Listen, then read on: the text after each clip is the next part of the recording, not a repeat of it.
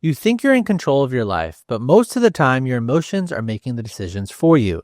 You snap and immediately regret it. You shut down even though you wanted to say more. You feel numb, defensive, overwhelmed, and don't fully understand why. All throughout the days, you have moments where a feeling takes over before you could even think. And over time, those moments add up. The way you respond to frustration, fear, shame, or anger doesn't just affect how you feel in the moment. It quietly shapes your relationships, your work, your health, and the direction your life takes. Without the tools to regulate what's happening inside you, you become a passenger in your own life, living with regret instead of intention. That's why we sat down with Dr. Marc Brackett, the world's leading expert on emotional intelligence.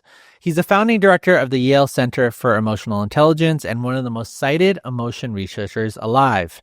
In this episode, you'll discover how to get back in the driver's seat of your life. If you're new to Mighty Pursuit, we exist to help you make sense of the whole person, mind, body, and spirit, not as vague wellness cliches, but as deeply interconnected parts of your everyday experience.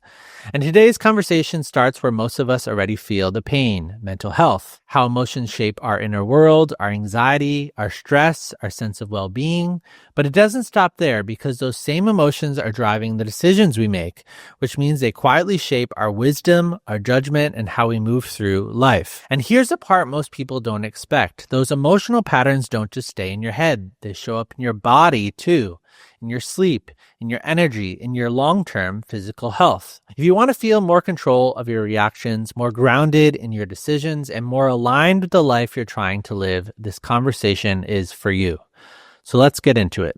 Marc, I want to take you back to a moment that happened in this room a few months ago. So Dr. Becky Kennedy was sitting there, and we were just having a conversation about parenting and also raising emotionally healthy children. And as she just went through example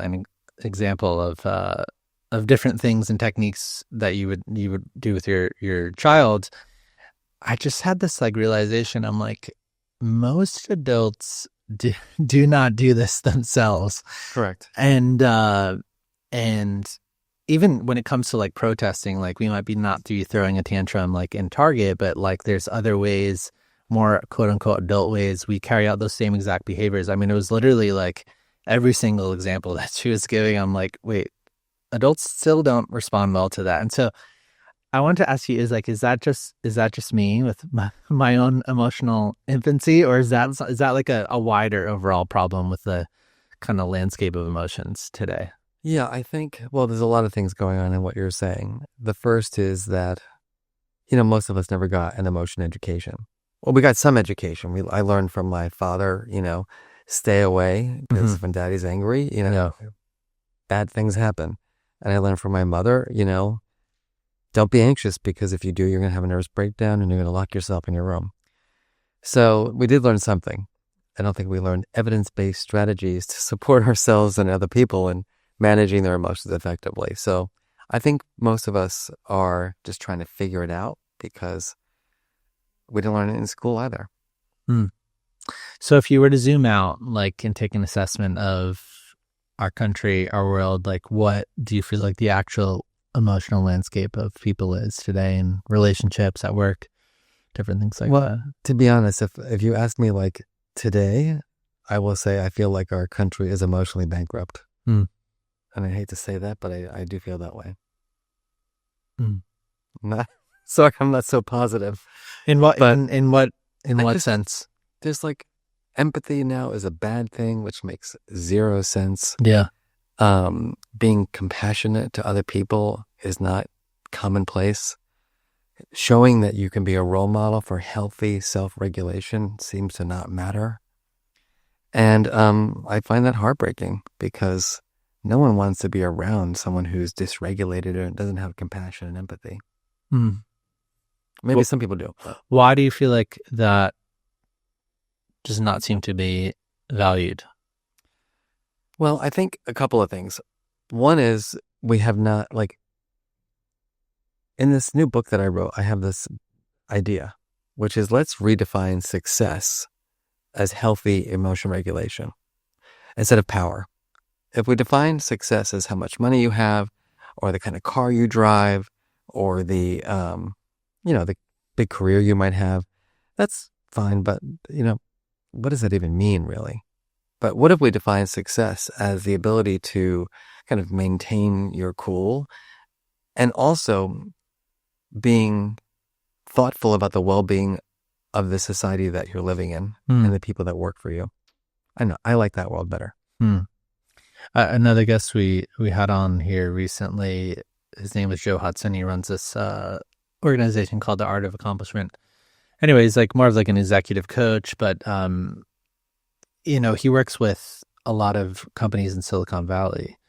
And it's interesting because they hire him for like a lot of kind of inner work type things and strategies. And it just kind of made me think that the stakes at the highest levels, you're literally impacting so many people. Correct. If you're completely emotionally dysregulated and you're like a leader leading thousands and thousands of people, or even running companies that affect billions of lives, like the stakes are enormous. If you don't take into consideration how your company or your policies are impacting healthy child development, I think you need to reconsider your policies and your procedures. I think it's interesting because, I mean, modern psychology is what, like 150 years old, about? Yeah. And so when it comes to our emotions, was it always this way?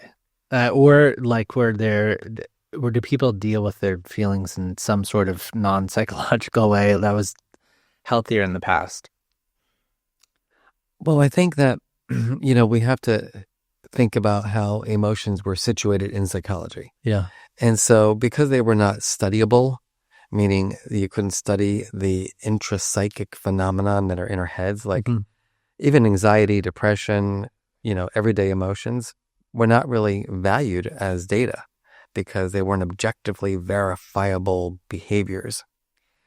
As if to say, like, our self-esteem and our self-worth and our depression, anxiety don't drive our behavior, our relationships, our health, our performance.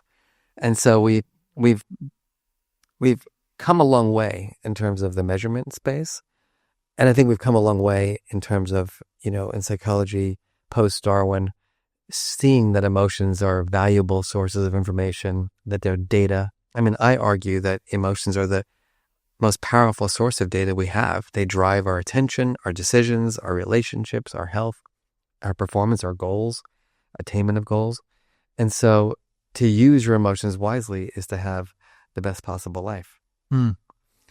What if you think about being emotionally dysregulated? Yeah. What are just like practical everyday examples of how that would show up, like in your relationships, for example, and what that would do to them? Well, let's think. I've done research on this. Actually, when I was writing, I did surveys of thousands of people across the world, especially during the pandemic. I was curious, like, how are you dealing with your feelings? It wasn't so great. The number one strategy that people used was avoidance. I'm just not going to, I'm just going to avoid the person. Let's say we're in a relationship, you're my brother, my partner, whatever. You're annoying me or you're making me feel uncomfortable. I'm just going to whatever. I'm just going to not bother talking about it, as if that won't impact our relationship. So there's denial, there's avoidance, there's ignoring, there's suppressing, there's repressing, there's acting out, there's alcohol, doom scrolling, binge watching, eating, drinking. You want some more strategies? How does that then affect like the way we go about making decisions and other things in our life? Well, think about it. It's all about goals. So if I want to be in a healthy relationship, let's say I'm feeling resentful, with my partner, and I go to the gym and avoid the conversation, I just work out an extra 2 hours, or I go to the bar and have an extra drink or two. I'm just building more and more disconnection. And so I feel, and I've, had these conversations with many people and with other clinicians. This is what happens in most of our lives. We're so uncomfortable with feeling. We're so uncomfortable with experiencing strong, unpleasant emotions. We're afraid of what those feelings will do to other people in that difficult conversation when I say, hey, honey, we got to talk. but I'm so afraid of what the reaction might be from my partner that I just avoid it. And then we just both live these miserable lives, which is so unfortunate when maybe we could have talked through it and resolved the problem and actually had a better life.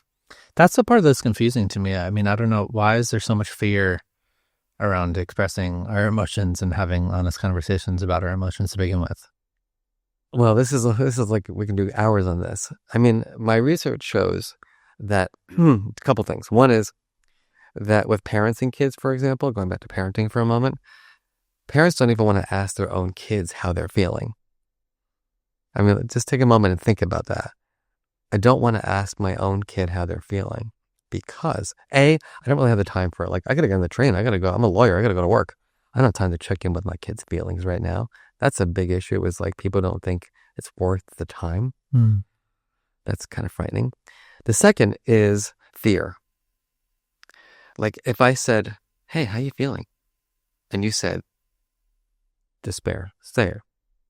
Hey, how you feeling? Feel, anxious and despair about my health or something. Yeah. And you see, I'm like sort of like paralyzed by that. I'm like, can't you just say fine? I don't know. I don't know what to say. Yeah. Parents have never been taught what to say. And they're so afraid of their kids' success and their kids' friendships and relationships that it's almost like the avoidance is the easiest way forward, which is unfortunate because what we're dying for in life is connection. We're dying for someone not to fix our problems. And I've got good research on that. Nobody wants to be fixed. Nobody wants to be problem solved for. Nobody wants someone to tell them what to do with their feelings. We're just dying for presence. We're dying for connection. But yet we are in a society that is just endlessly pulling away connection. Yeah, that's really interesting because it's not just about us expressing our emotions, but it's also that we don't know what to say to somebody else when they express their own emotions. And it seems like maybe there's like a sort of fix it mentality or other things that end up happening. It's just, you feel like every single thing that you're going to say is like going to be wrong. And so you don't even know what to do with it. And by the way, nobody wants you to tell them anything. What they really want you to do is just be with them. And we call that co-regulation. Yeah. So it's like, can we just talk through this? Like maybe share a little perspective, maybe ask me a few good questions, ask me what my needs are. And maybe we can, get to a good solution that way. Yeah. As opposed to, I mean, here in New York City, some of the stuff I've heard just blows your mind. Let's just go shopping at Bloomingdale's. Like, why are you worrying about that? Let's just go shopping. Like, look, your kid is like being bullied at school, and your solution to that is going shopping. It's interesting. Yeah, it is.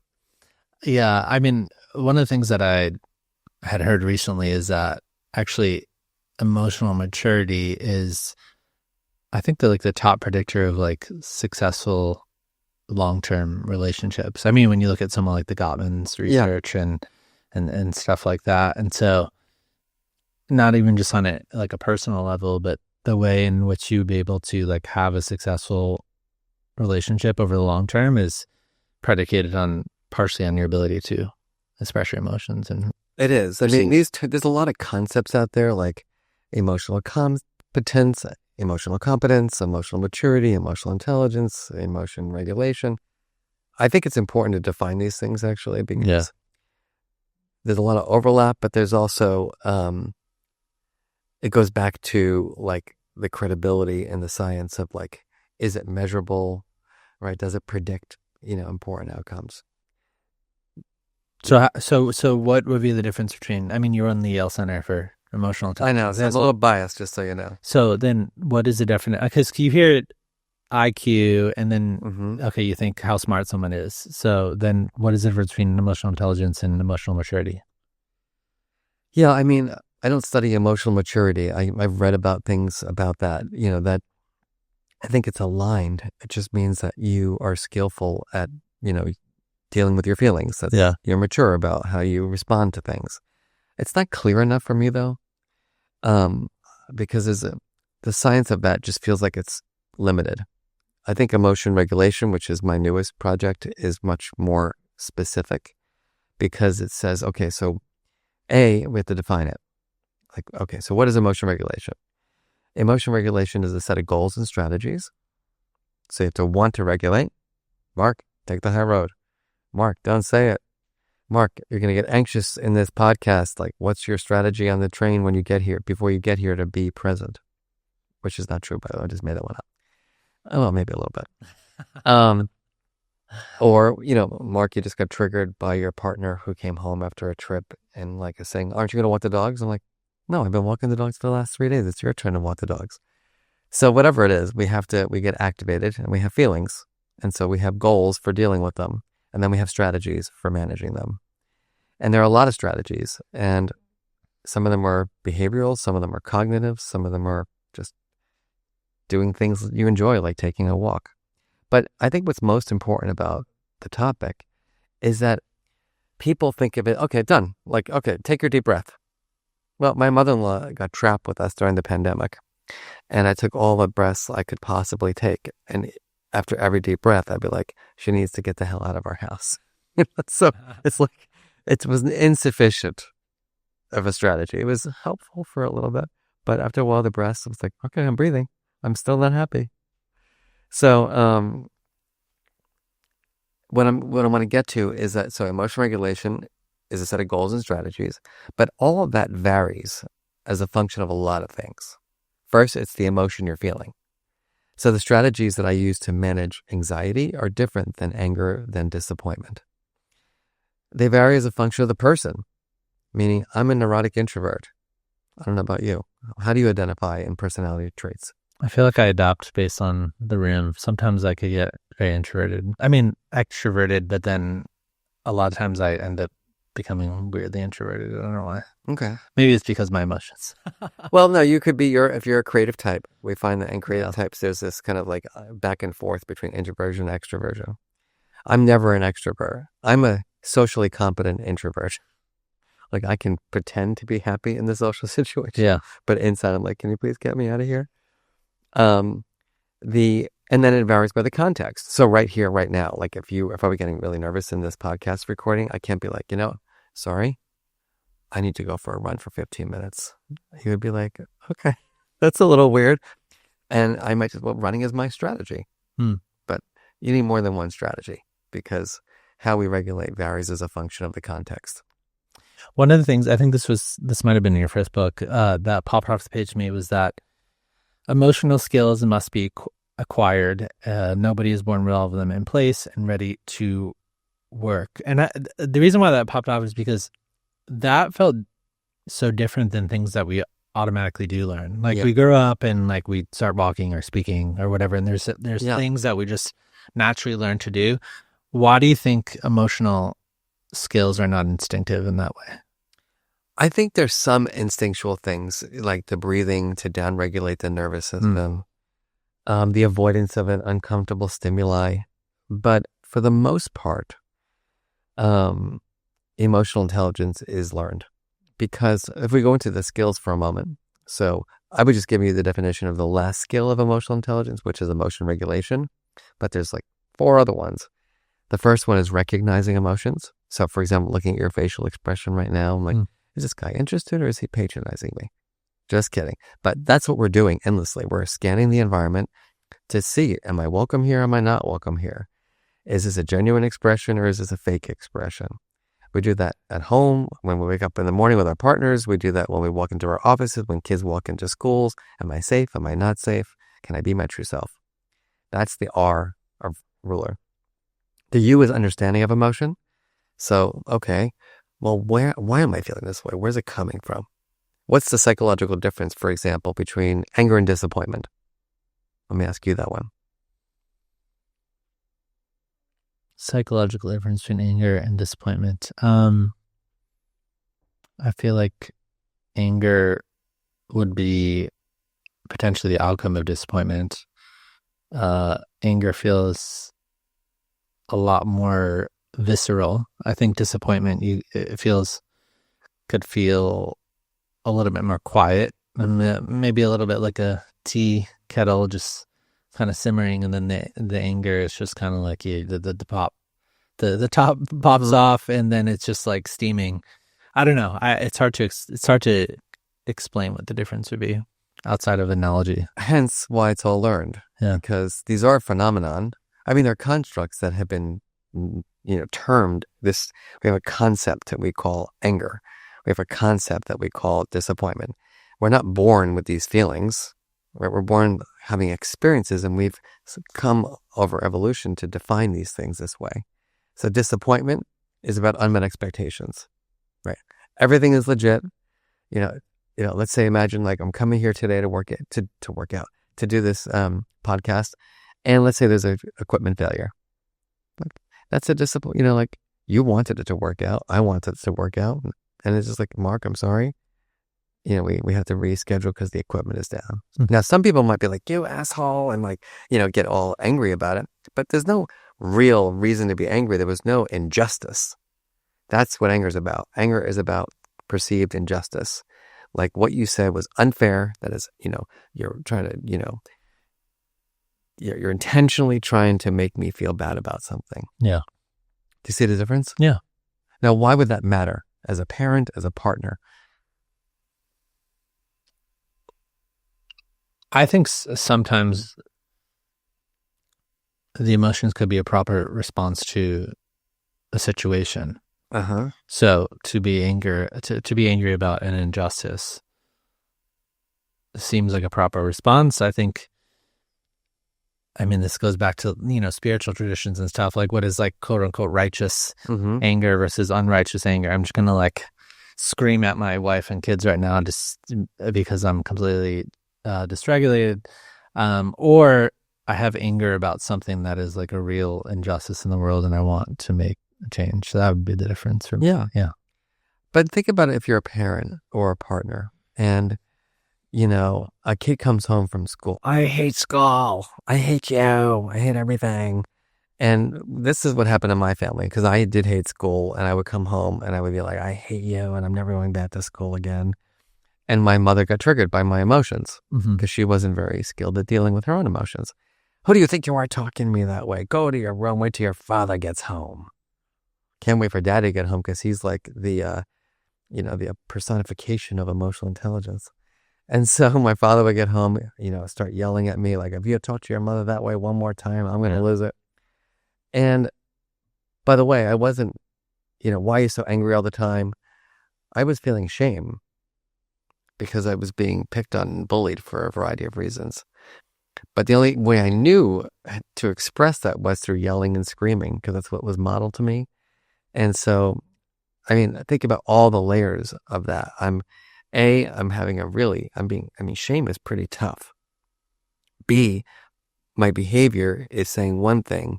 What's happening to me on the inside is completely different. The people around me are responding to my behavior. And because they get triggered, they're not curious about how I'm feeling to help me label my feeling accurately to then provide the supports that I need. That's the power of being that curious explorer as a partner, as a parent, as a leader. Because you're going to get at the core of the person's experience, which then leads to the supports that they need. Yeah, I think what's interesting about what you're saying is like, even though we don't intuitively learn emotional skills, we do learn these kind of like unhelpful those we learn strategy, quickly. And you start picking those up. Why do those feel like I guess the reverse would be true as well. Like if someone modeled something healthy, maybe you'd start picking that up as well.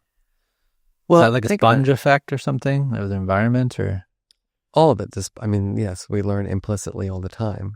But I think what you're getting at is something interesting, which is these automatic, habitual, unhelpful ways of dealing with our feelings, like to go blank yourself, the like, give me an extra beer, the avoidance to doom scrolling, the, I'm just not going to deal, like I can't handle this. Those work for the short term. It does work. Like punching someone in the face feels good if you want to get rid of them, and if you want to punish them and hurt them. Doesn't lead to, having the most, healthy lifestyle. You can't punch anybody in the face that you want that doesn't agree with you. This is the problem in society right now for me, is that we're lauding people who are dysregulated. It's crazy to me. And I think it's because in the short term, it does feel good to drink the extra alcoholic beverage, to eat the extra sugar, to eat the extra fats, to say what you want to say. But I mean, think about what that does to a relationship. It diminishes trust. People who express anger, in unhealthy ways tend to have cardiovascular problems, tend to have greater cortisol pouring through their body, so it impacts their immune system. So there are, I think one of the things that's interesting is the value proposition of learning helpful strategies to regulate.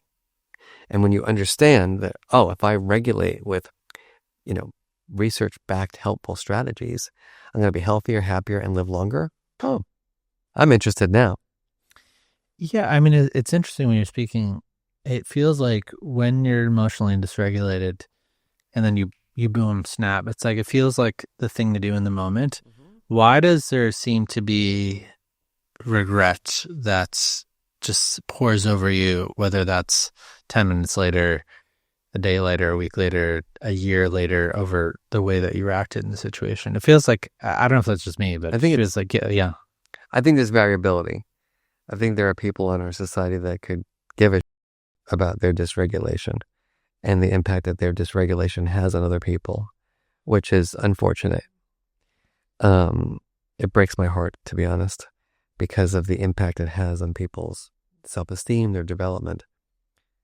And then there are those of us, who are more emotionally mature, as you said earlier, who, like myself, I am like a supposed expert in emotional intelligence. I've published 200 papers. I've written books. And then I'm tired and I'm hungry and I've had a rough day at work and something didn't go my way. And I get home and I'm like, I'm going for the jugular tonight.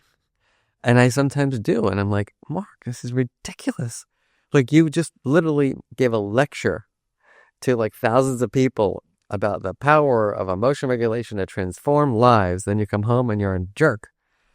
And I have to really pause to reflect and say, tired, irritable, this is what happened. I had expectations about this or that. And do I have the courage to apologize?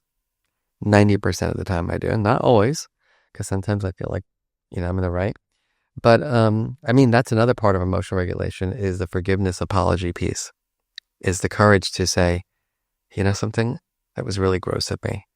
And what I did had nothing to do with you. It was all about me. And I'm going to work my hardest to not repeat that again. I don't know. It's hard, isn't it? Yeah. I mean, I'm glad you brought up the research paper. I think that's really interesting because a lot of people claim to be experts on things. But I mean, if you look at the background of your academic profile, it's like pretty insane, like what you've done and accomplished in researching this stuff. Yeah. And so what makes me think, though, is that you've spent so many years researching this. Yeah.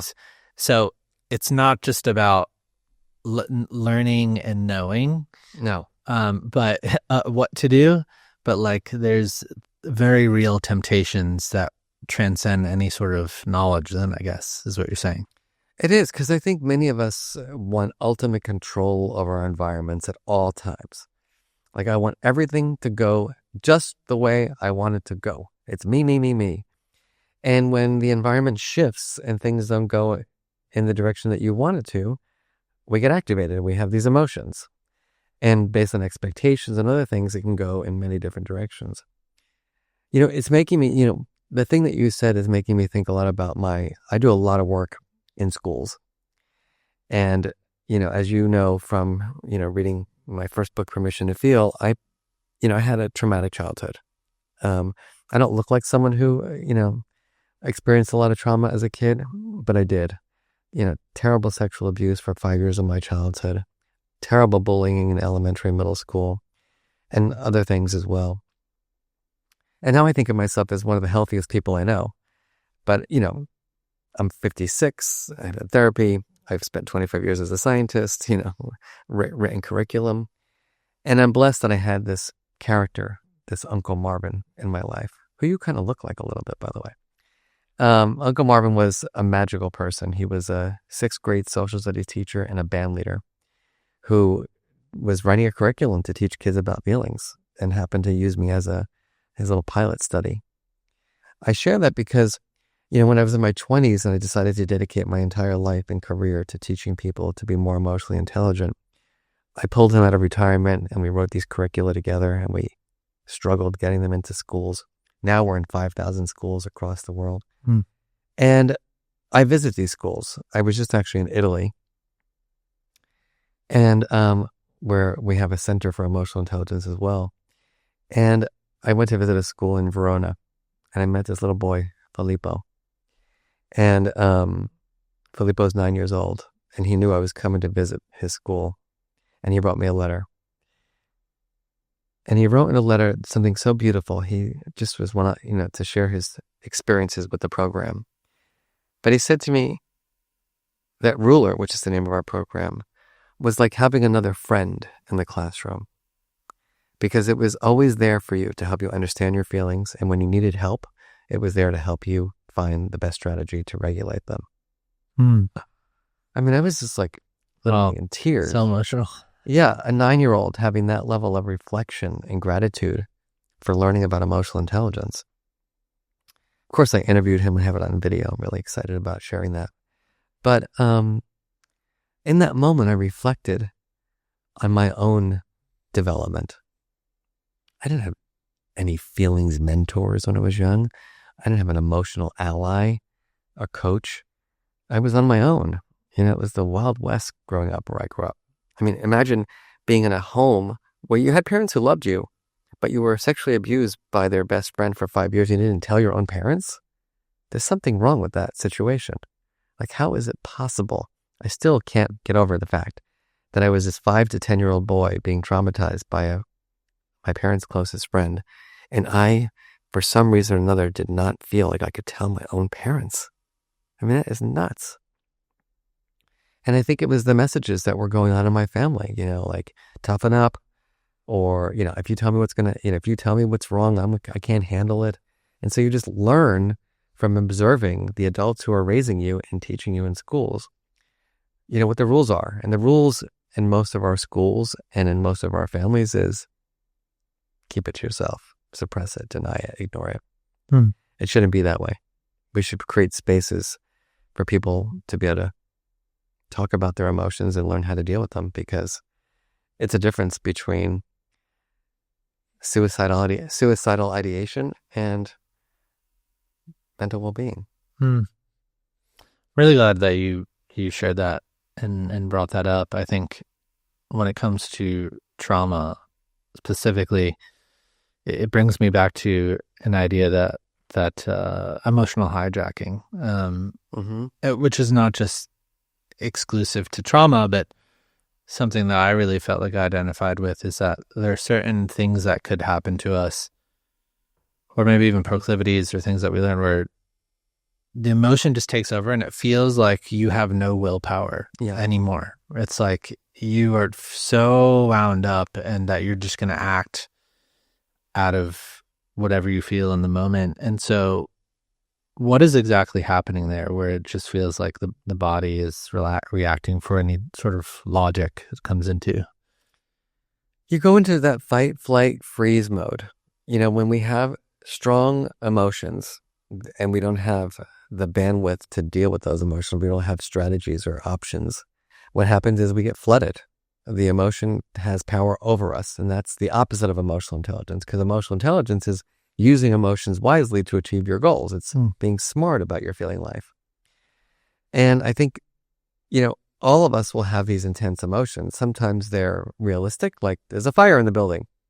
You want to have those strong emotions. And actually, you'll go into that kind of vigilant, my escape, like, what's my escape here?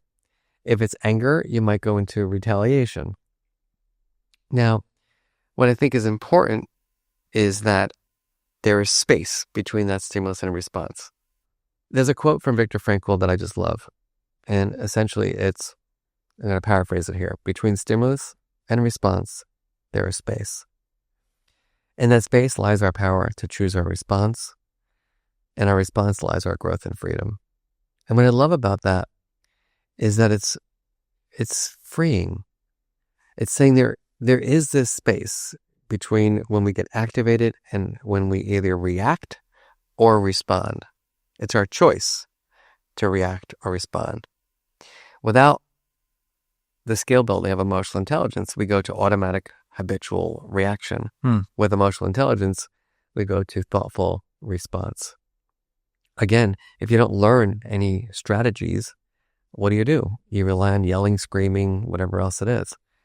And that when we get flooded, and the stronger the emotion, the more space we need, right, to regulate. And I think what's interesting is that in the beginning, it's like kind of, I like to make the parallel to working out. So I'm a martial artist, by the way.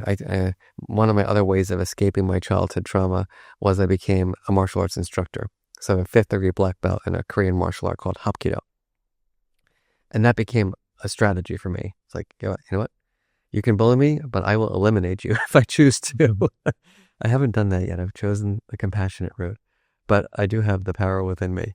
The reason why I share that is that, like, it took me I was very dedicated once I got involved in the martial arts, like 4 classes a week. I was like, I'm doing this. And I got my black belt in 4 years, 1st degree black belt. But how old were you when this happened? I was 18 when I got my black belt. Wow. I share that because I've made the parallel to emotional intelligence and in particular emotion regulation. Like, what would it be like if everybody had a black belt in emotion regulation? That'd be pretty impressive. Yeah. Everybody would be able to handle the most difficult moments, right? No matter how big the person is, no matter how strong they are, no matter, how surprised how they caught you off guard, you'd be like you just like defend yourself and like parry the punches away. But that, when I was a yellow belt, I was afraid of my own shadow. When I was a blue belt, I had a little bit more confidence. When I was a red belt, I was like, I can do this. When I was a black belt, I'm like, okay, I'm pretty good. And then I still had 1st degree, 2nd degree, 3rd degree, 4th degree, 5th degree black belt tests, which were progressively harder. And so the reason why I'm sharing this with you is that when I became a professor at Yale, and one of the very first semesters I taught this course called Emotional Intelligence, one of the students wrote an article about me, and he called the article "The Feelings Master." And it was like, oh gosh, this is weird. Like I'm just brand new faculty here. It's a little weird.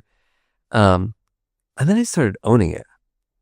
I'm like, you know what, Mark? You are the freaking feelings master. This is your job. Like, your job is to be the role model for healthy emotion regulation. And my point of sharing all these different stories with you is that my biggest hope is that we provide a preschool to high school education in emotional intelligence, continue it in college and the workforce, so that everyone has a black belt in emotional intelligence. Like, that should be, the portrait of a graduate of a high school is a black belt in emotional intelligence, not just reading, writing, and arithmetic. I love that. Yeah, I mean, I could totally see, like what would the world look like if everybody just intuitively need and had the skills to do that.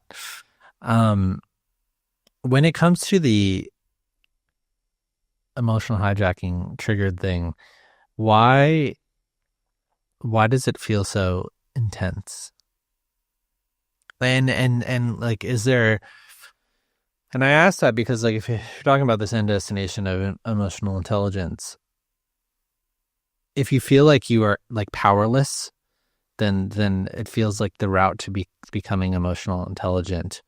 And so is it expect that the intensity of like being emotionally hijacked is still going to be there, and then you're going to somewhat be able to make another decision, or there's some way that you can lessen the intensity of the initial trigger? It's both. And I guess, the point of, there's a reason, for us having these strong responses to emotions, biological, chemical responses. It's survival. I mean, essentially what we're going into is survival mode. The challenge is that, like, most of the things that we get irritated about, it's not the saber-toothed tiger trying to kill us. It's someone who, like, is annoying on the line at Starbucks. So it's like, You don't need to murder the person in front of you at Starbucks. You can just say, dude, like, take it easy. Yeah.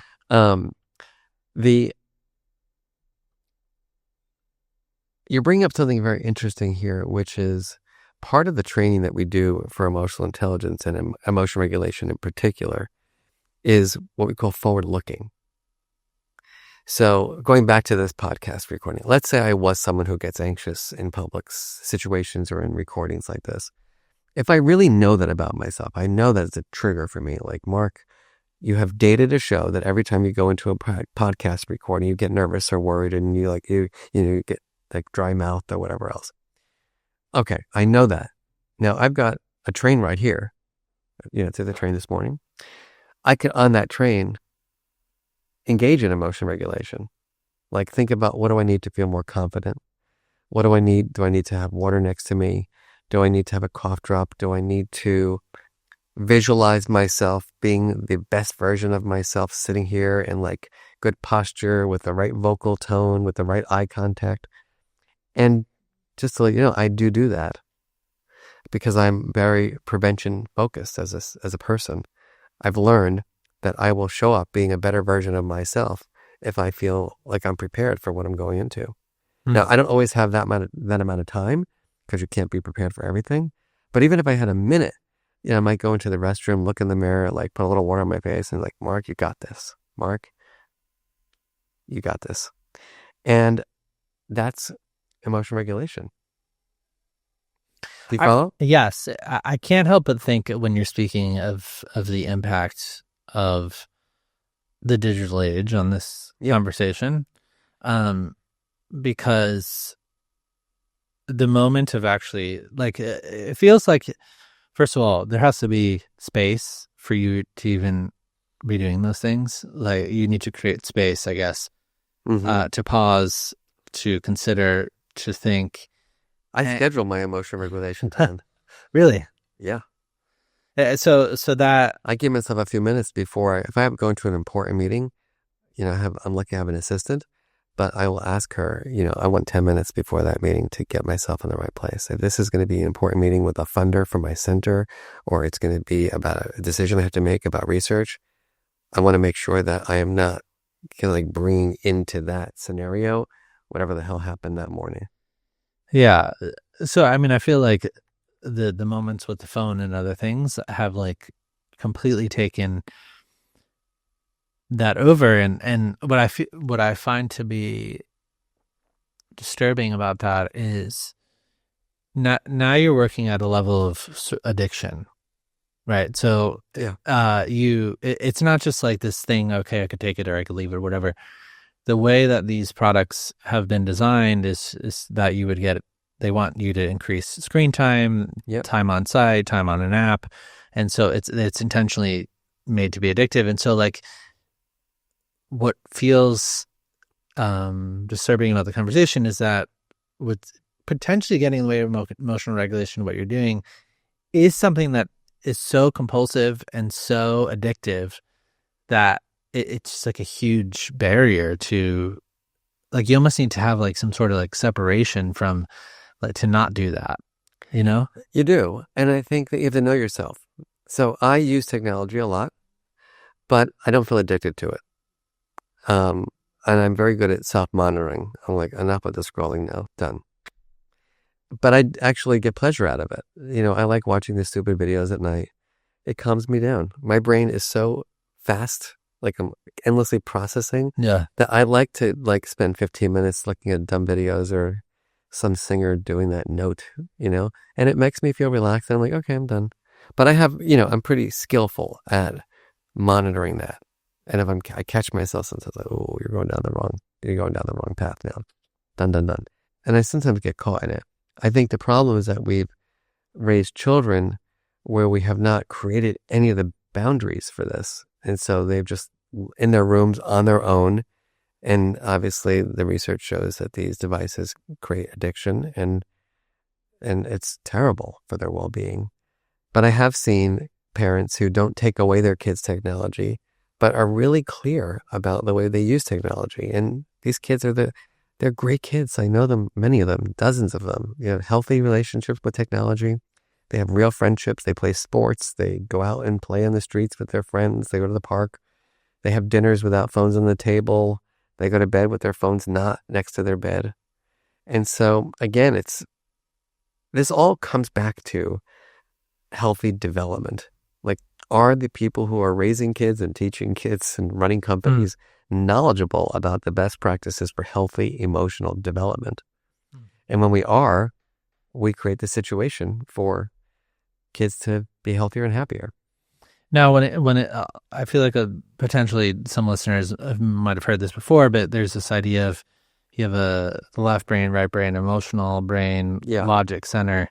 How would you guide people to thinking about those two different things if it's actually true? It's not true. Actually. Okay, it's not. No, it was true 60 years ago, in terms of what we knew about how the brain processed emotions and cognition. But the truth is that our emotions and our thinking are all over our brain. So there's as much cognition with emotion as there is emotion with cognition. Now, are they located in different parts of the brain? Not really. Or they just kind of overlap? They kind of overlap. I mean, think about it. Your hippocampus is your memory center.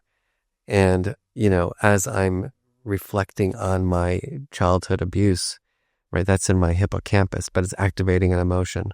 So these things are all interconnected. And if I think about every instance of an emotion that I feel is coming out of my whole life experience. So my, experience of contentment with you, or my anger, or my fear. Fear is not just the moment that, the bear is on your porch. Right? That fear response that you're having is your whole life coming into that moment. All your memories of bears in your past, what you've been taught about bears, Grizzly Adams television show from when you were a kid, and it's all cultivated into that moment. Now, when it comes to the hijacking thing, why is it that emotion seems to come online before logic or any sort of rational type thinking?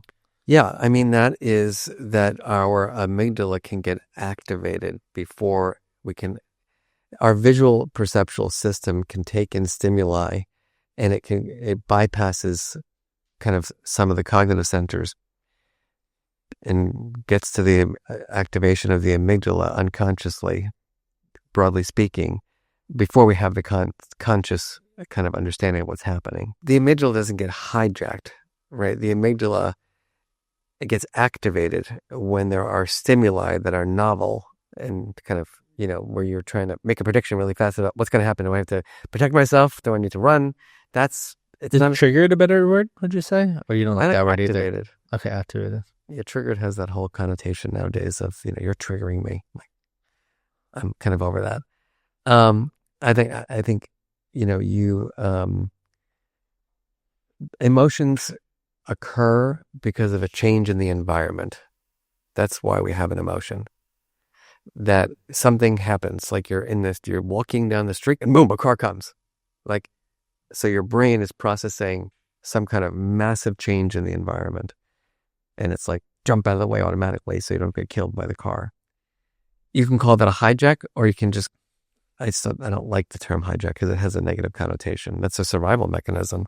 So it's not a hijack, really. You're actually doing something beneficial to your existence by jumping out of the way.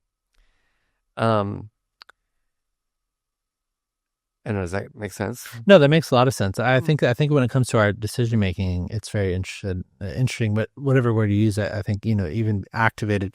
I think so much of our decision making feels like it's being done from an activated, like a highly emotional state. So, what do you feel like the cost of that is, and how would you coach people through when an appropriate time to make a decision on something is? So it's a really good question. And the way I would phrase that is that our emotions can, not always, but our emotions can have a subconscious influence over the choices we make, and often do. Have you ever bought something that you realized was a ripoff? Yeah, and then you regretted it. Yeah. Yeah, but like in that moment, like your emotions are like, I gotta have this. This is the best thing in the whole wide world. And you're like, take your credit card, you swipe it, and then you're like, what the fuck did I just do? So that's an emotion having influence over your decision making. I would argue that that's not an emotionally intelligent way of dealing with your emotions. That if you're emotionally intelligent, before you swipe the credit card, you take a deep breath and say, why am I buying this? Do I need this? Is this really? And, maybe 30% of the time you're like, whatever, I'm just going to buy it anyway because it doesn't really matter for my finances. But I will tell you that it's a habit for me now to not make a choice before I take a deep breath and ask myself how I'm feeling. And it matters a lot. And the reason why, I'll give you an example. So I did research on this. I do work with schools and teachers. So I randomly assign teachers, which is an experimental design, so we can test for causal outcomes. Randomly assign teachers to think about a really great day at work. I love my job. This is the best job in the whole world, and write about it for 5 minutes. Versus, I hate my job. There's nothing worse than being a teacher. Write about that for 5 minutes. That's 100 teachers. We randomly assign them good mood, bad mood. The mood induction works. They write about a bad day. They feel like crap. They write about a good day. They love their life. Immediately thereafter, I gave them the exact same essay to grade. Just read this essay and evaluate how creative is this kid, blah, blah, blah. The question I had was, would there be a significant difference in the evaluation of the student essay based on the feeling state or the mood state of the educator? What do you think? Yes. Yeah, of course, because I'm here telling you about it. 1 to 2 full grades difference. That's the exact same essay. Wait, like an A or a B Yes. to a C? Yes. Just based on the mood of the teacher. Okay. Wow. So what does that tell It's you a about? huge deviation. It's not even like A to like A minus. No. 1 to 2 full grades on average. So what do you think, what does that tell you about how moods, in this case, teachers' moods, would impact their students' outcomes? Significantly. Yeah.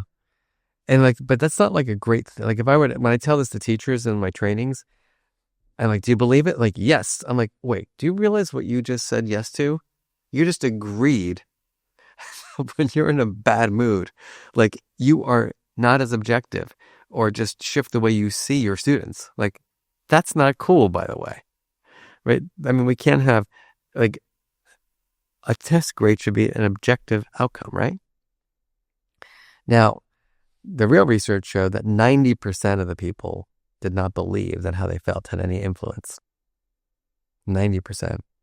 Okay. So that tells us that how we feel tends to unconsciously impact our judgments and evaluations of people or of things. But what's the antidote? Emotional regulation.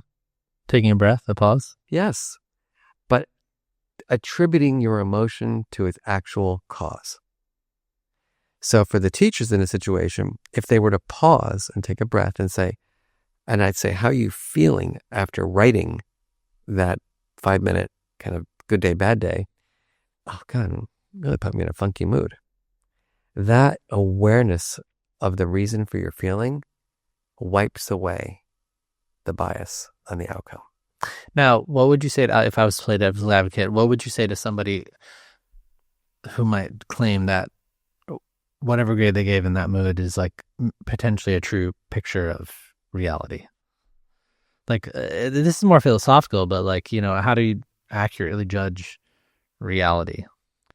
That's a great question. So think about it this way. If it were 2 + 2 = 4, you would not get a difference because 2 + 2 = 4. Like, no matter how angry, sad, or happy you are, 2 + 2 is always going to be 4. But if you're evaluating like an essay, like let's say a college entrance essay, I don't know how many parents would be thrilled to know, that the person reading their kid's essay was in a bad mood versus a good mood, and that was impacting the judgment. It just is. There is no reality, let's put it that way. When it comes to creativity, for example, Creativity is in the eye of the beholder. But we can shift perceptions of creativity just based on your mood. So that, I mean, think about the influence that has on people's purchasing behavior in stores, an outfit or even just a decision. For example, for me as a professor, leader of a center, I have people write papers all the time. I have people write grant proposals all the time. I come in, I've had a fight at home with my partner, my dog's peed on the rugs, I'm pissed, I'm irritable, like my life sucks. I come into my office, I don't take a breath, I don't check in with my feelings, and one of my staff members says, "Hey Mark, what do you think about that study idea?" Sucks. Because what happens, I'm kind of I'm doing what's called incidental emotional leakage. What I'm doing is I'm taking the emotion that I've experienced in the prior setting and I'm allowing it to influence something that has nothing to do with that setting. Do you follow? Yeah. That's not helpful. That's not good leadership. That's not being, it's saying that I'm not even really paying attention to the merit of the work. I'm just kind of throwing out my emotions and kind of like projecting it onto that. Does that help? No, that makes a lot of sense. What do you feel like are some of the worst decisions that you could make from that state? I mean, endless. I mean, sexual risk-taking behavior. It could be, I can't, dozens, just the way I treat somebody, I'm giving you one example in this study of like essay grading, but this applies to everything, applies to my relationship. I have, an argument at work with someone I'm kind of, irritated with, and I can't regulate it, and I ruminate on my way home, and then I get home and I see my partner and something happens and I just sort of like rip him to shreds. And it's like, all right, whose problem is this? Yeah. And so I think that dysregulated emotion and projection of emotions subconsciously is a huge issue in society. But again, this is not something that can't be rectified. Self-awareness is a gift. So if you just have the habit of before you open the door to your house, you take a breath and you're like, how am I feeling right now? Oh God, I'm in a freaking bad mood. Can't take it anymore with this person at work. And you attribute the emotion to its actual cause, you will be a different person when you walk through that door. The more that I read your books and I thought about the relationship to my own emotions, one of the TV shows that I've loved for 20 years now is Dexter. And just came back, had a new season, but he plays this character who has what he calls like the dark passenger, and obviously he's like a psychopath, but like a serial killer. But the analogy, I think, what always struck for him is like there's like this battle of blurring the line of like sometimes he thought the dark passenger was him, and then like there's other times that he could kind of like separate. And it kind of made me think about my own relationship to my emotions of like sometimes I think this is me.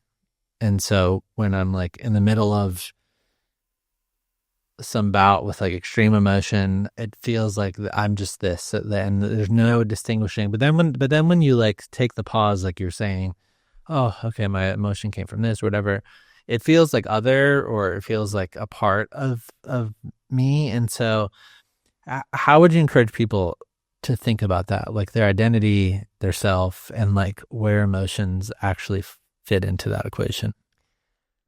Great question again. I think that I find this is more common than ever before in terms of, especially among high schoolers, they say things like, I don't feel anxiety, I am anxiety. And I feel awful when I hear that, because if you identify yourself as an emotion, that means you've already determined that there's nothing you can do about it. And that's not a good place to be for people. And it's not true. Emotions, by definition, are ephemeral. There are cold, crappy days like right now in the United States, in New York, And then there are these warm, sunny days, and it's just like the weather. There are good days, there are bad days, there are rainy days, there are sunny days, and that's the way our emotion system is. And that's not only from day to day, it's from morning till night. We have a negativity bias, which is also something to be aware of, that when we think about our feelings, we tend to remember the more negative experiences than the positive ones, which is unfortunate. So we need to just have an awareness of that. I think importantly also is that if you did do kind of emotion tracking, which is, I have an app that I built, it's called How We Feel, it's free. I built that with the co-founder of Pinterest, Ben Silverman, and our teams. That tracking, like if you set reminders for yourself, like 3 to 4 times a day, you will see how much more granular you might be than you think you are. Because like this one student, I was visiting a high school recently. She said, I am anxiety. My whole life is anxiety. I said, I'm curious. So when you're at lunch with your friends, how do you feel usually? Oh, good. Okay. What about when you're walking around campus, and chatting about whatever? Oh, yeah, that's true. What about when you're having meals? Oh, yeah. What about, And so like when I pushed this person to think about moments of their day, they realized they were not anxiety all day. That's an important learning that we have to have. I'll give you another example for me. So given my childhood, given my struggles with my identity growing up and not being safe and comfortable talking about it, when I would experience anxiety, which I'm someone who does tend to experience anxiety more than I would like, I could visually remember myself like around 17, 18 years old, like just so scared for my life and like who was I going to be and where was I going to go? I would crawl up in a ball and I would just have this like really terrifying moments. And as I think back about Mark then, who had no strategies, no social support systems, I realized that I was making a huge mistake that I could have been taught otherwise, which was that I was identifying as an emotion, but I was confusing my emotional experiences with my ability to deal with my emotions. And those are completely separate things. I think a lot of people confuse their personality. Like, I'm just an emotional person. Well, mazel tov, great. So am I. That doesn't mean that you can't do anything about it. It just means that you tend to experience strong emotions. We're all different humans. Some of us are just more kind of gregarious people. Some of us are more quiet people. Some of us are more like me. I'm like a little roller coaster ride every day. I wake up, I'm in a good mood, and I'm in a bad mood, and I'm irritable, and I'm fine. And I used to believe that my experience was synonymous with my skill. And then I did research on this and found no correlation between your experience and your skill. I'm going to say that again. No correlation coefficient. 0 relationship between your experience and your skill. So what does that mean? Well, let's think about it. You could be the emotionally kind of even person, and then a curveball comes at you and you're like, I don't know what to do. I'm not used to this. Or you can be someone like me who's on this roller coaster ride every day and has got to monitor his emotions and find strategies to deal with them.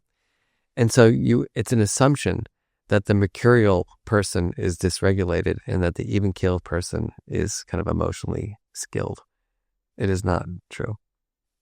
Now, is it, so if you were to think about like, let's just say that there's like a line here, like a starting, you're about to start a race and, assumption everybody's at the same starting place. What I find is interesting, you mentioned trauma earlier. I was diagnosed with OCD like almost 10 years ago now. But there are certain things that people have experienced or been diagnosed with. Would you say that maybe make it difficult to even get to that starting line, or they put them at a different place of a different challenge in which they would have to deal with their emotions versus not having a trauma history or not having OCD or something else? For sure. We all have different, proclivities or, starting places for these things. But even when it comes to the trauma piece, I get very nervous and I get even upset when I hear how a lot of people talk about trauma these days, because it's almost as if their identity, they identify, as this person who is their trauma. And I don't think that's a healthy way to live your life. I really did have significant trauma in my childhood. And I see that. I don't dismiss it. It's a big part of who I am. It's actually a big piece of my motivation to do the work I do, is to support people in moving forward in their lives. Because life is about moving forward, not being stuck. And I think that we are overly fixed in our mindsets around, I have OCD, I have had trauma, I have anxiety. That means it's going to be harder for me, or I can't do it. And it might be, but it might not be. Because if you're motivated to learn how to deal with your feelings, it's there for you. But I don't think we've instilled the motivation in people, like the value proposition for, this is a learnable skill that can help me have a better life. And I think we have to get there.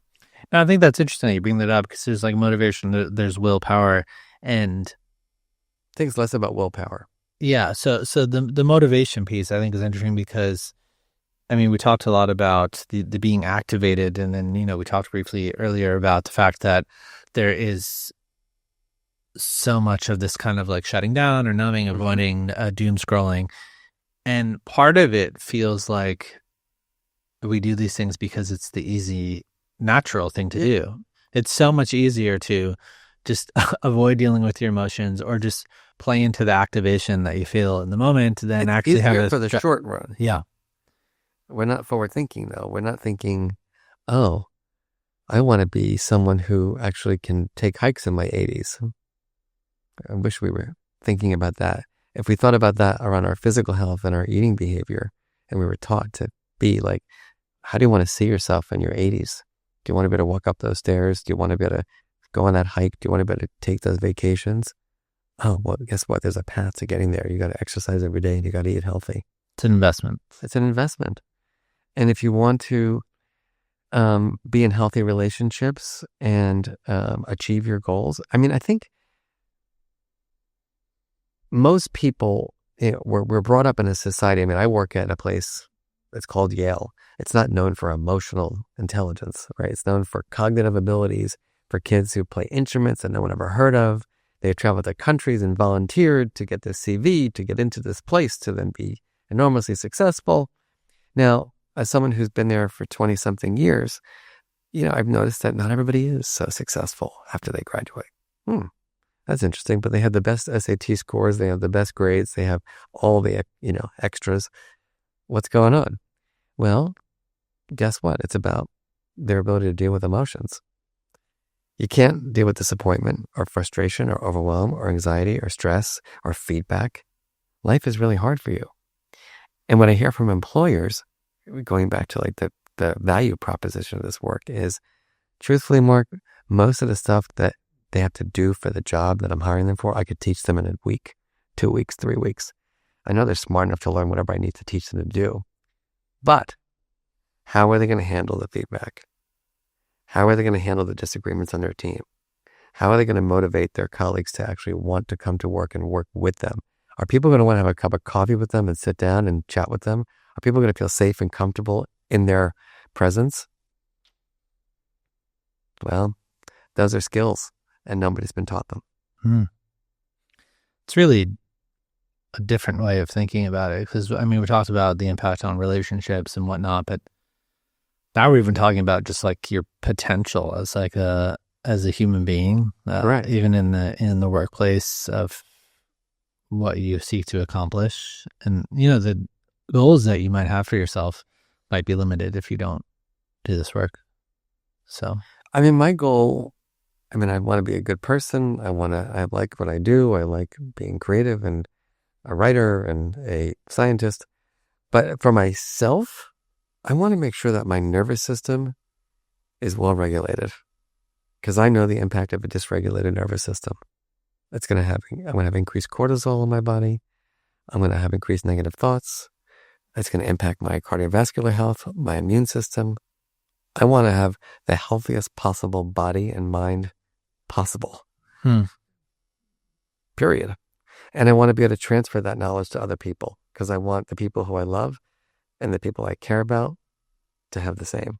Yeah, I mean the mind-body connection piece is insane. I mean, this was 5 or 6 years ago, I probably was largely like unaware of this, but the more we've sat with people on this podcast and learned about the mind-body connection in terms of the way that your mindsets and your thoughts and your emotions then start to impact, and then the stress and the way that affects your gut, your physical health, and so many systems in your body, and the physical health toll of kind of remaining in a state of being emotionally dysregulated is enormous, and I've experienced that firsthand. This is why it's our moral obligation as a society to support the people with the least amount of resources and having a regulated nervous system.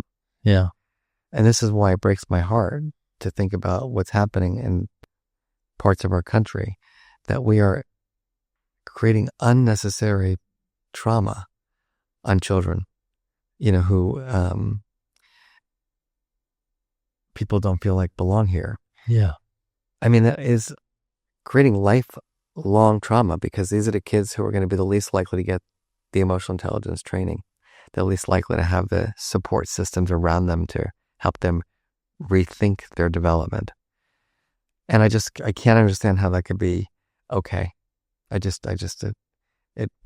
talk about getting angry that we have policy makers and leaders who think it's okay to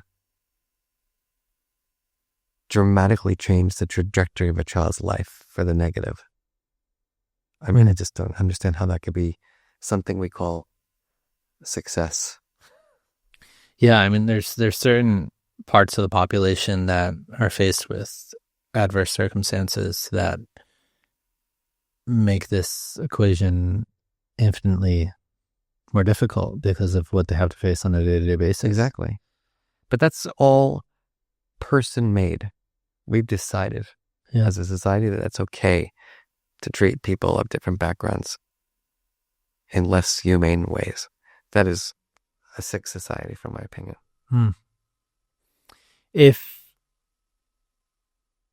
we were to take everything that we talked about at this point into consideration, one of the big ideas that I took away of how we should frame emotion is emotions are information, are data. And so when you've written about that, when you talk about that, what does that actually mean? It means that how we feel influences everything about our lives. That our emotions, both the pleasant and the unpleasant, and I am very clear about saying not the good and the bad. Unpleasant emotions, when they are prolonged and intense, are unhelpful and unhealthy for our system. But experiencing discomfort and stress and anger is the normal part of life. I mean, people, that's a misperception of the work that I do, that I'm trying to eliminate all the quote unquote unpleasant feelings. That's ridiculous. If you want to be successful, if you want to accomplish big dreams, if you want to be creative in life, you're going to have sucky emotions, and you're just going to have to learn to breathe through them and have strategies to deal with them, because you can't predict what is going to happen in life. And there's going to be naysayers, and there's going to be resistance, and there's all this stuff. So don't think about not feeling the unpleasant emotions. Just realize that we have to learn strategies to work with them. And so my point of when you say emotions are information, that they impact our attention. So literally, you and I here we're in this together. If you were bored with me, which would be terrible, by the way, but if you were bored with me, I just had a judgment about emotion. I shouldn't have had that. But anyway, if you were bored with me, your brain would be thinking things like this. I can't wait for this to be over. What's a great segue to bring this to a close?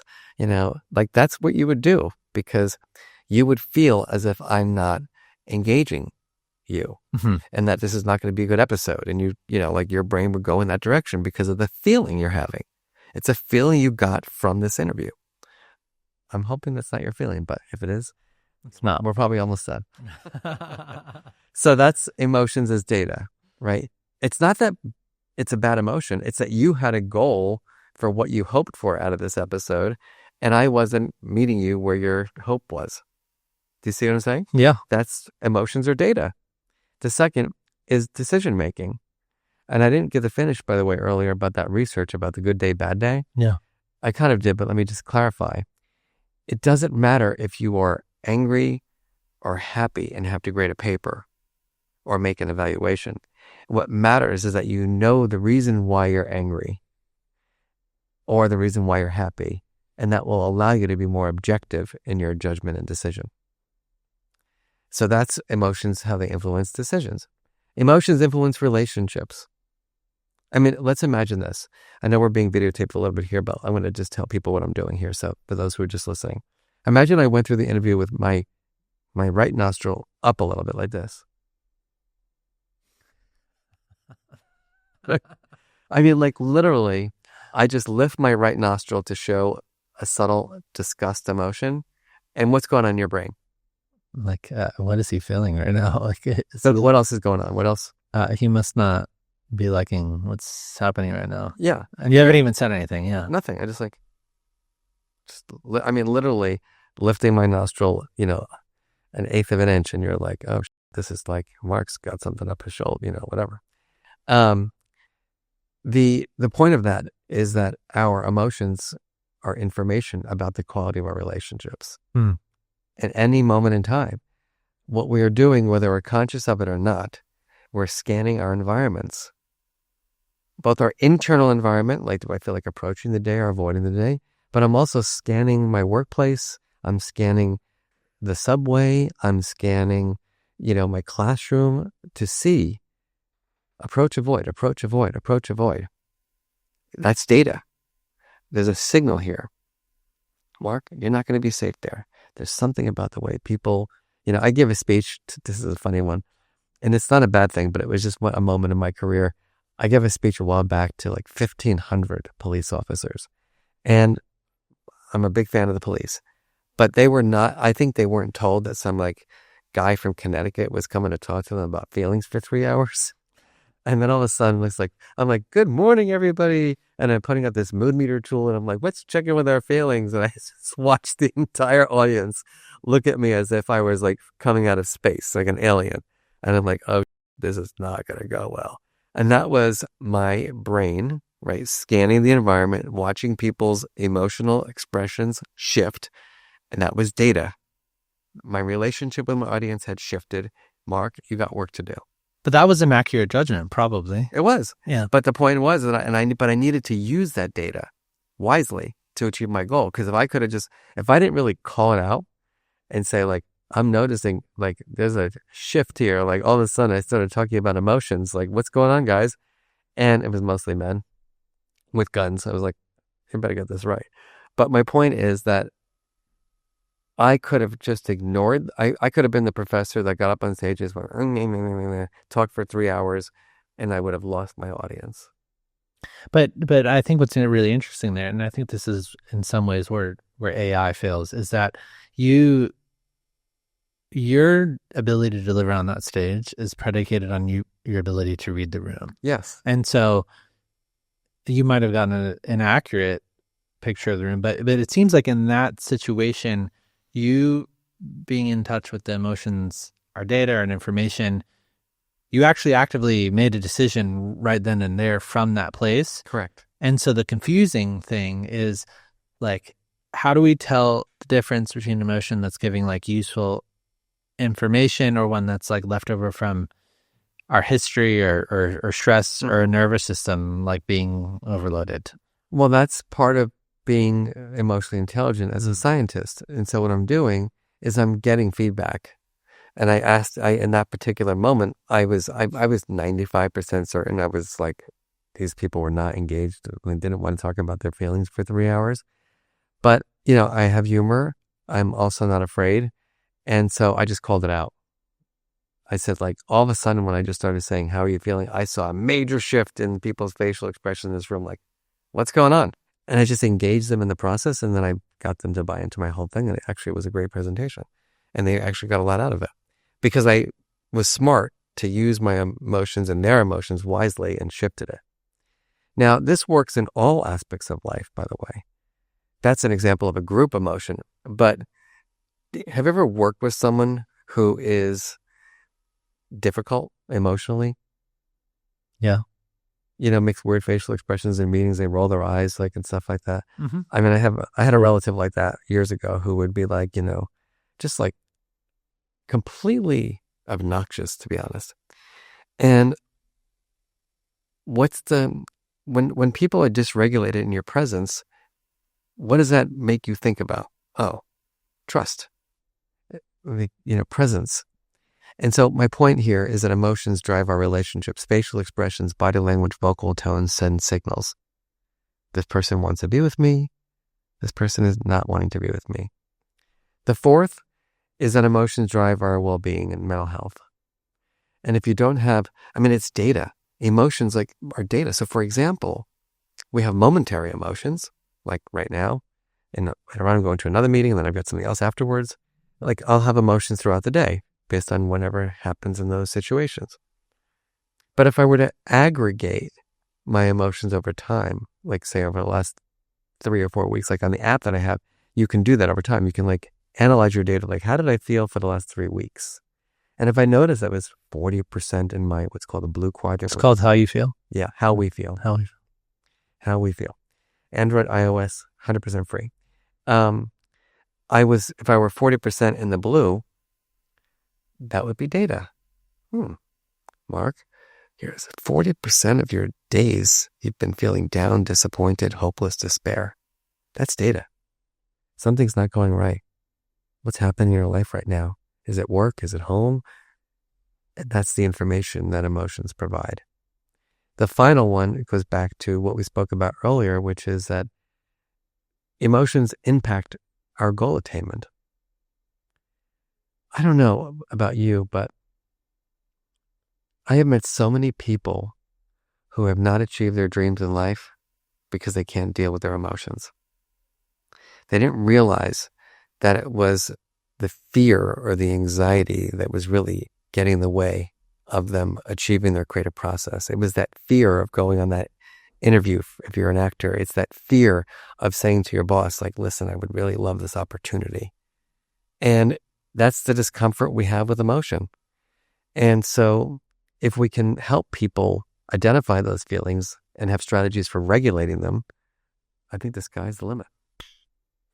Now, if I were to say to you, okay, so someone's sitting in front of me, like we fall in love.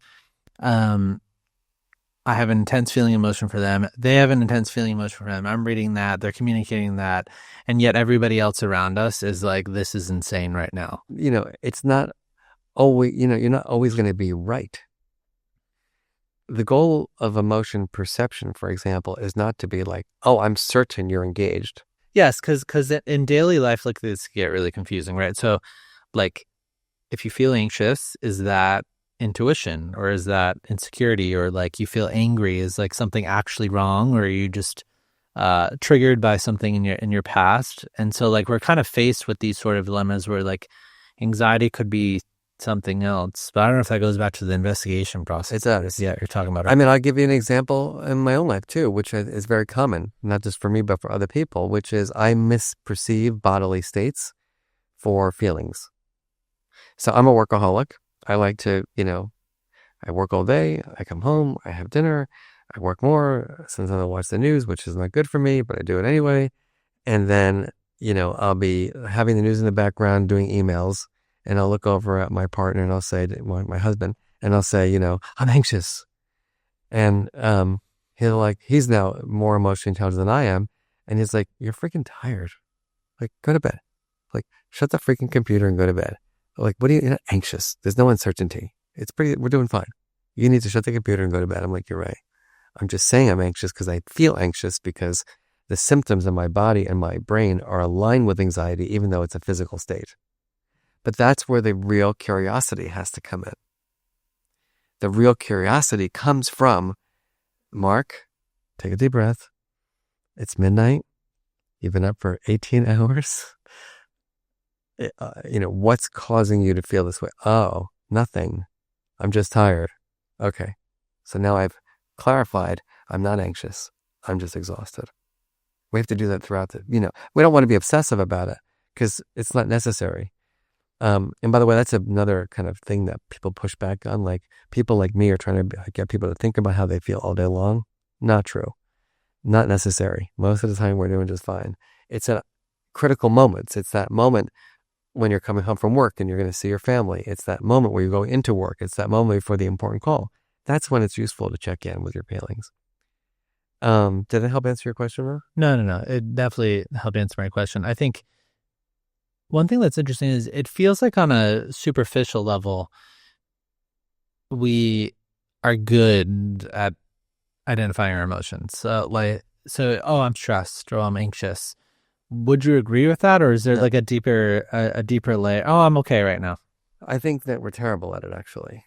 And my research would prove that, which is that literally I've spoken to millions of people in my career. I do 10 talks a month.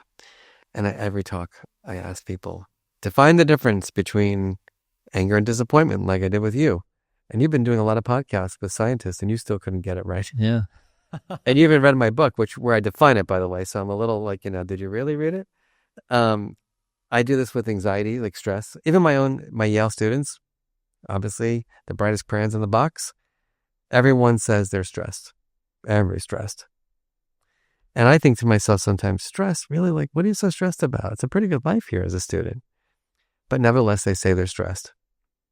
It could be a million things. Now the question is, what's the definition of stress? Well, the unpleasant stress is defined as too many demands and not enough resources. Do they have too many demands? They're only taking 4 courses a year or a semester. Are they creating those demands? Is it real demands? Is it, blah, blah, blah. And so years ago, I did this study with my students, which was one of my favorites, where I had them journal for a few weeks about their stress. And lo and behold, what I found was it wasn't stress. What was the number one emotion? Overall? Nope. Envy.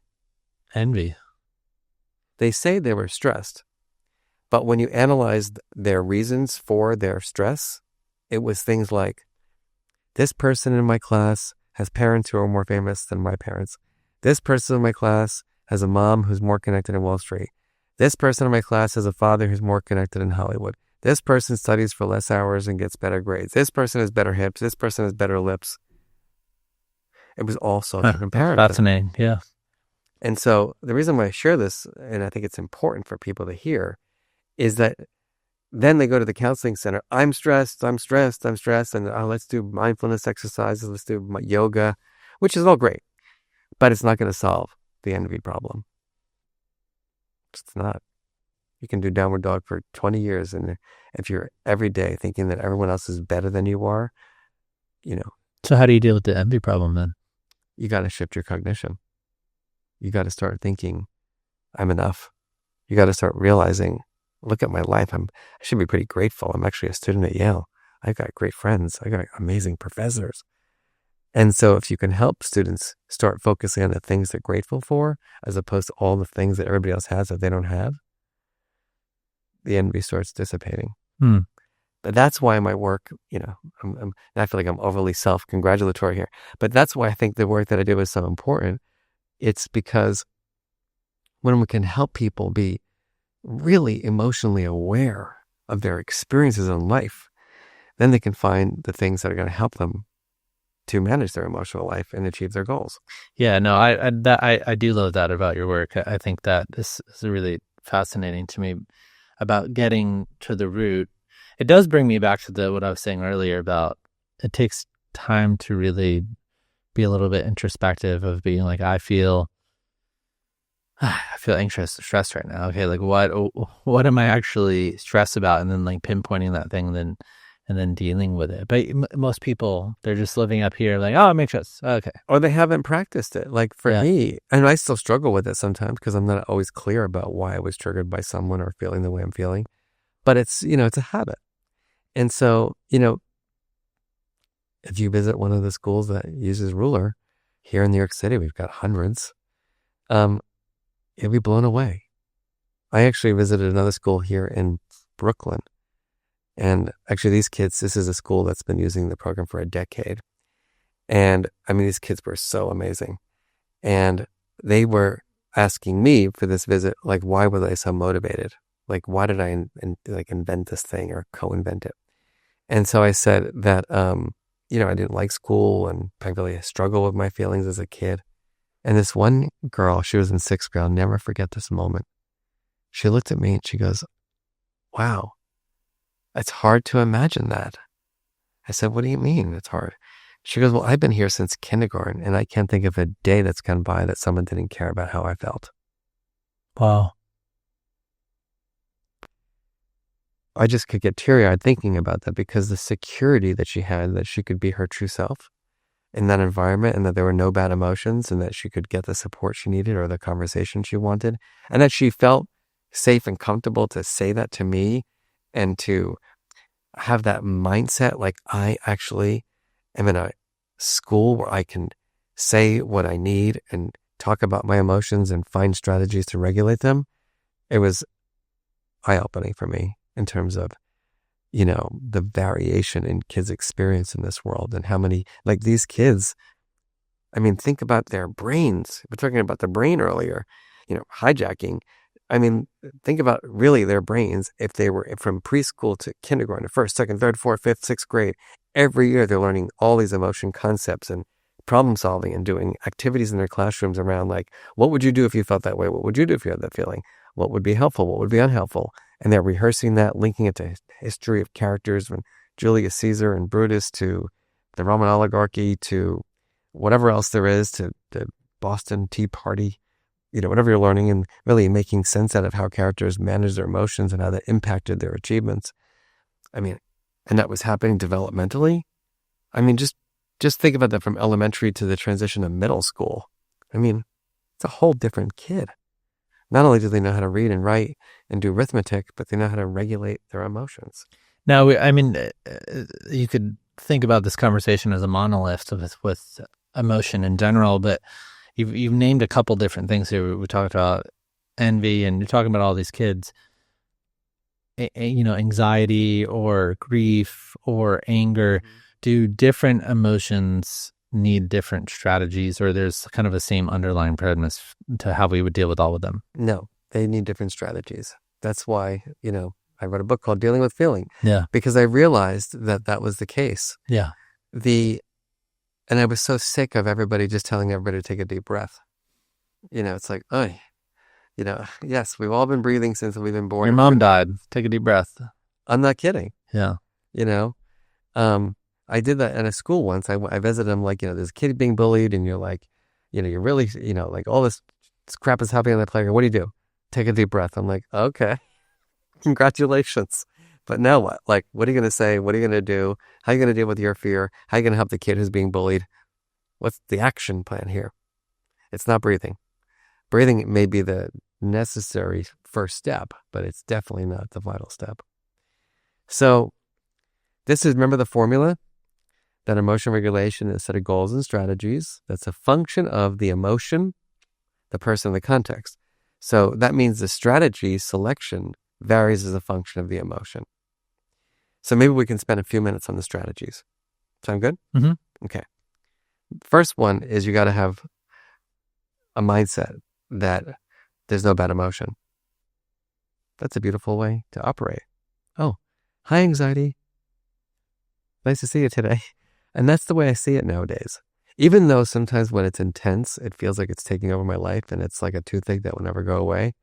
I have enough lived experience to know that, Mark, you're 56. You have felt anxiety probably 80,000 times in your life. And you've also not felt anxiety 80,000 times in your life. Today's that moment where something happened, where you're feeling that way. It's there. It doesn't have to have power over you. Oh, God, how relieving is that? To just know that it's an experience that's not permanent. What a beautiful thing. But is that just like telling yourself something? Because if there's certain emotions where you're like, oh, I really want to feel that again. That felt like so good. Versus if you're just telling yourself that there's no bad emotion, but you feel like you automatically can remember a terrible experience when you were hence fear. But by the that way, feels bad. The orgasm, just to be blunt, is the same thing, right? It's a beautiful feeling, but it's temporary. Yeah. It goes away pretty quickly. And so like you can hang on to that, I want to have that feeling all day long, and you're going to have a really difficult life. Yeah. Emotions are ephemeral. That's a rule. Adopt the rule, and your life will be happier, healthier. The second is that you got to know what you're feeling. You got to know what you're feeling. I'm saying that you got to really know how you're feeling. Use the app, read the books, whatever it takes, get the vocabulary. Because anxiety is different from stress, and anger is different from disappointment, and happiness is different from contentment. You got to learn that granularity. Because, for example, just to give you how similar but different emotions would shift the way you regulate. During the pandemic, very anxious. I mean, vaccines, no vaccines, Yale's university is open, we're closed. I mean, the stock market's going down, it's up. Like, it was like a lot of uncertainty. That's anxiety. We feel anxious when we can't make the prediction. At a certain point, I was like, Mark, you are not the CDC. You are not the president of the university. Let it go. Like, literally, you could ruminate and obsess all day long about what's going to happen with this or that, none of which you have control over. Okay, I'm letting it go. Mark? And then when I would get the feeling, I'd be like, Mark, remember, you have no control over that. Mark, remember, you have no control over that. And I would have to remind myself, and then it would feel better. However, when I was writing my book, I'll never forget, I'm writing a book called Dealing with Feeling, and I am like overwhelmed. Like, I'm like thinking it's a terrible book. No one's going to want to read it. Like, I don't feel creative today. I'm going to go through this whole sabotaging thing. And I knew in that moment that I was just overwhelmed. And I have a tendency, maybe other people do too, which is when I'm working on one thing, my brain automatically thinks about everything else. Like, if I struggle like with the one chapter, I'd be like, oh, let me go do that chapter. No more. You're writing this chapter today. Like, stick with it. And so I would get overwhelmed, and I would have negative thinking. And I realized that I couldn't talk my way out of that. I couldn't be like, Mark, take the high road. What I would do is I would shut my computer and I'd go do something physical. I'd do 5 minutes of yoga. I'd go, take a look outside at the nature or whatever it was. And I would just give myself breathing room or space. That's what I needed. I was just saturated. When you're overwhelmed, you're just saturated. And you could try to use cognitive strategy when you're overwhelmed. It's going to make you more saturated. I knew I needed space. So my point of sharing that is that for anxiety, it was a lot of self-talk, a lot of like reframing, what do I have control over, what I don't have control over. When I was overwhelmed, it's sort of like, just take a break. Honestly, my best writing came after doing a workout or yoga class. It was amazing. When I would get stuck, I'm like, I can't think of this. This is going to be terrible. It's not creative. I'd be in yoga and I'd be like in a warrior position, be like, oh my God, I just got. I almost wanted to ask the yoga teacher, can I have a notebook next so I could just take notes, because I'm afraid I'm going to forget my idea. But it was when I let myself be free of the pressure that all the creativity emerged. And there's research to show that. In that step, how would you help people create distance or a little bit of space between the compulsion of whatever they want to do in the moment? This is particularly relevant when it comes to devices or other things. Yeah. I'm really anxious. I want to go get a drink right now or masturbate or do something else. What is the strategy there to kind of just step back and not do that? Is that going to a workout class like you're saying, or what would you say? Yeah. I mean, I think it's about knowing yourself and having very specific, goals. So I knew, I had made a commitment to exercise, a newfound commitment to really do workouts. And so for me, it was a nice way of I joke with myself when I was writing the book.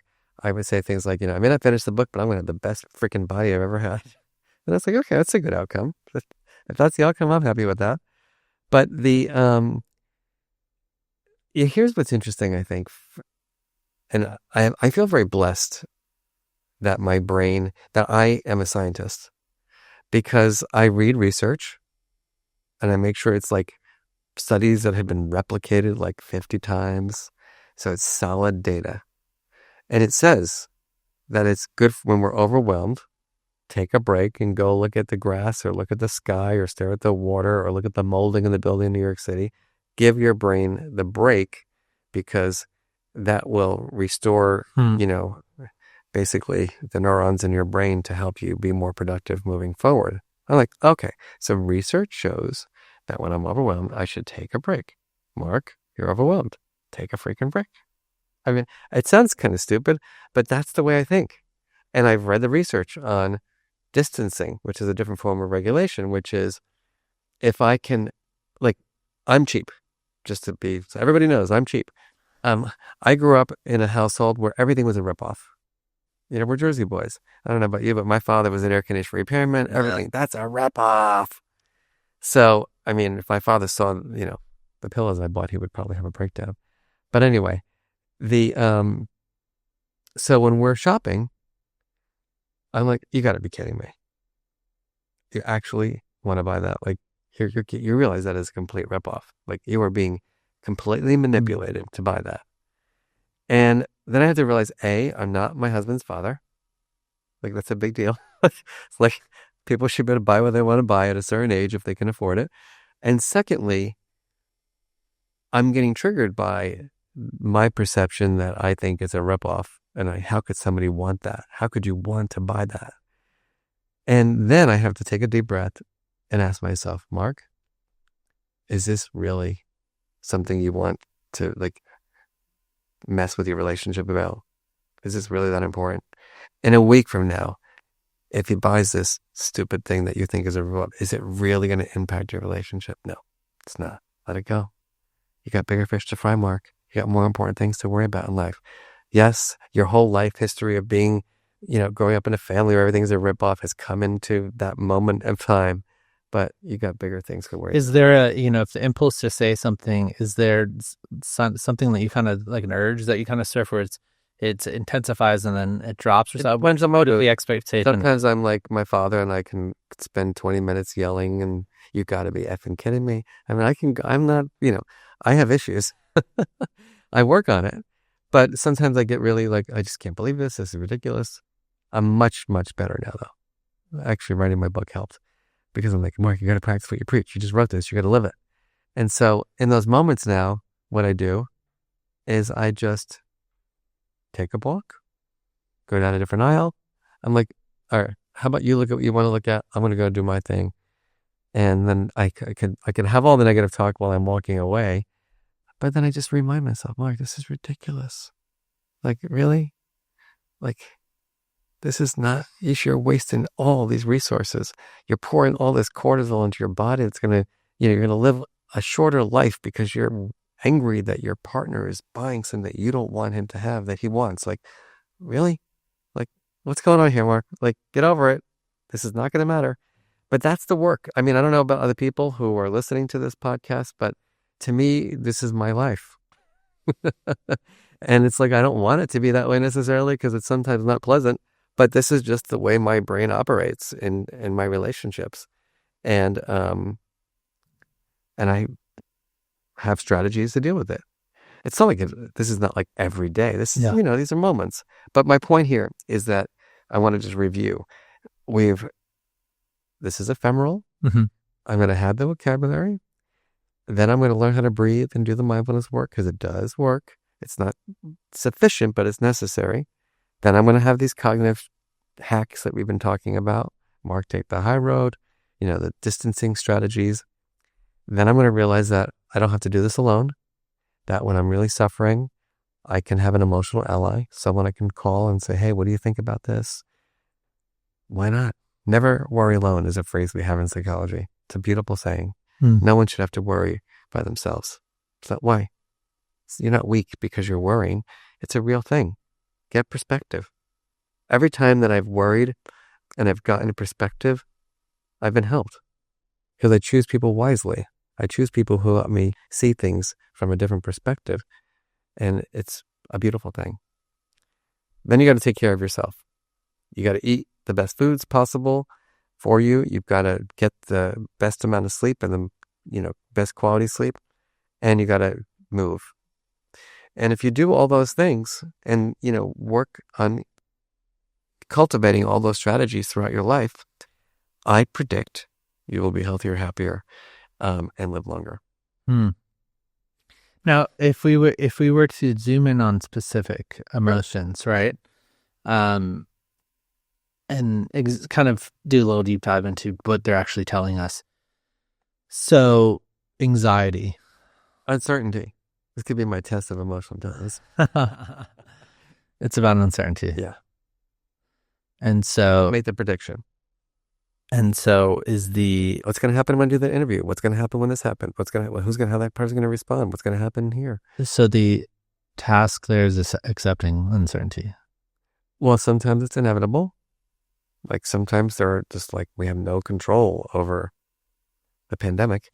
Can control whether I mask myself, whether I got a vaccine, whether I distance from people. Like there is some control that can help me feel less anxious. But then there's the larger phenomenon that I have to just understand that you don't have control over this, Mark.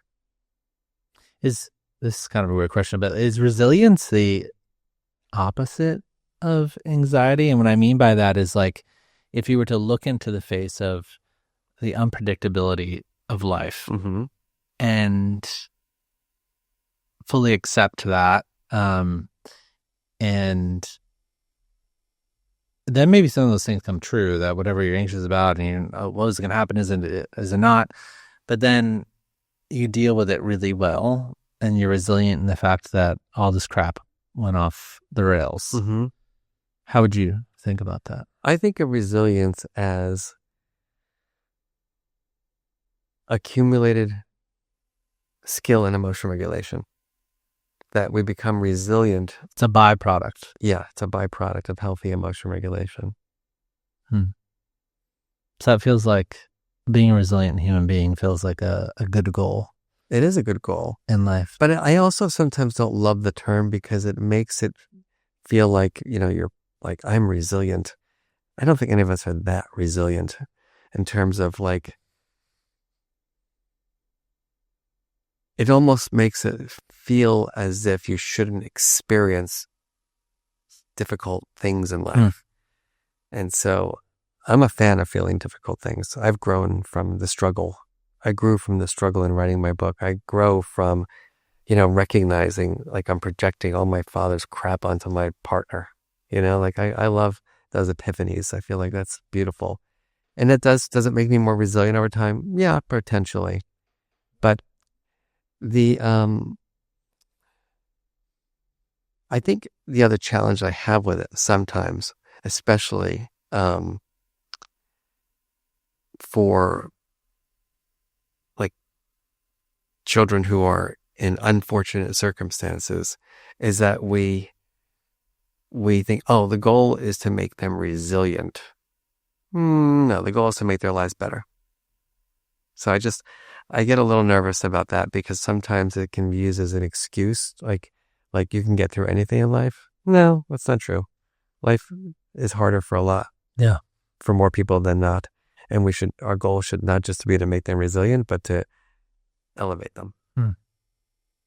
Now, thinking about those children or other people that could be in similar circumstances, there's anxiety, but then there's fear. Are those two different? Very different things. And what is fear about? Danger, impending danger. So if someone were to open this door here and start screaming, or God forbid had a gun, that would be fear. So there's less uncertainty. There's no uncertainty. It's pure. The threat is in your face. Like this is happening. This is happening right now. The bear is about to bite my neck. How would you approach fear then?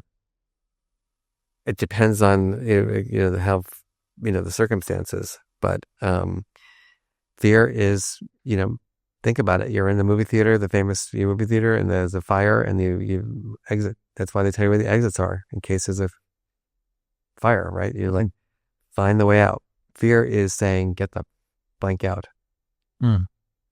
Grief? Grief is a more intense experience. And I think that's an interesting thing because grief, I would not say is necessarily an emotion. I mean, it's more of a feeling. You feel grief because it's very rare to have that. Isn't a feeling the same thing as emotion? No.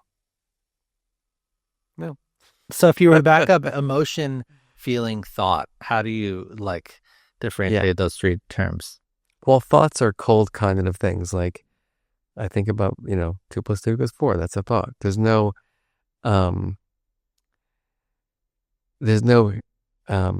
shift in my system. That's just a cognitive thing.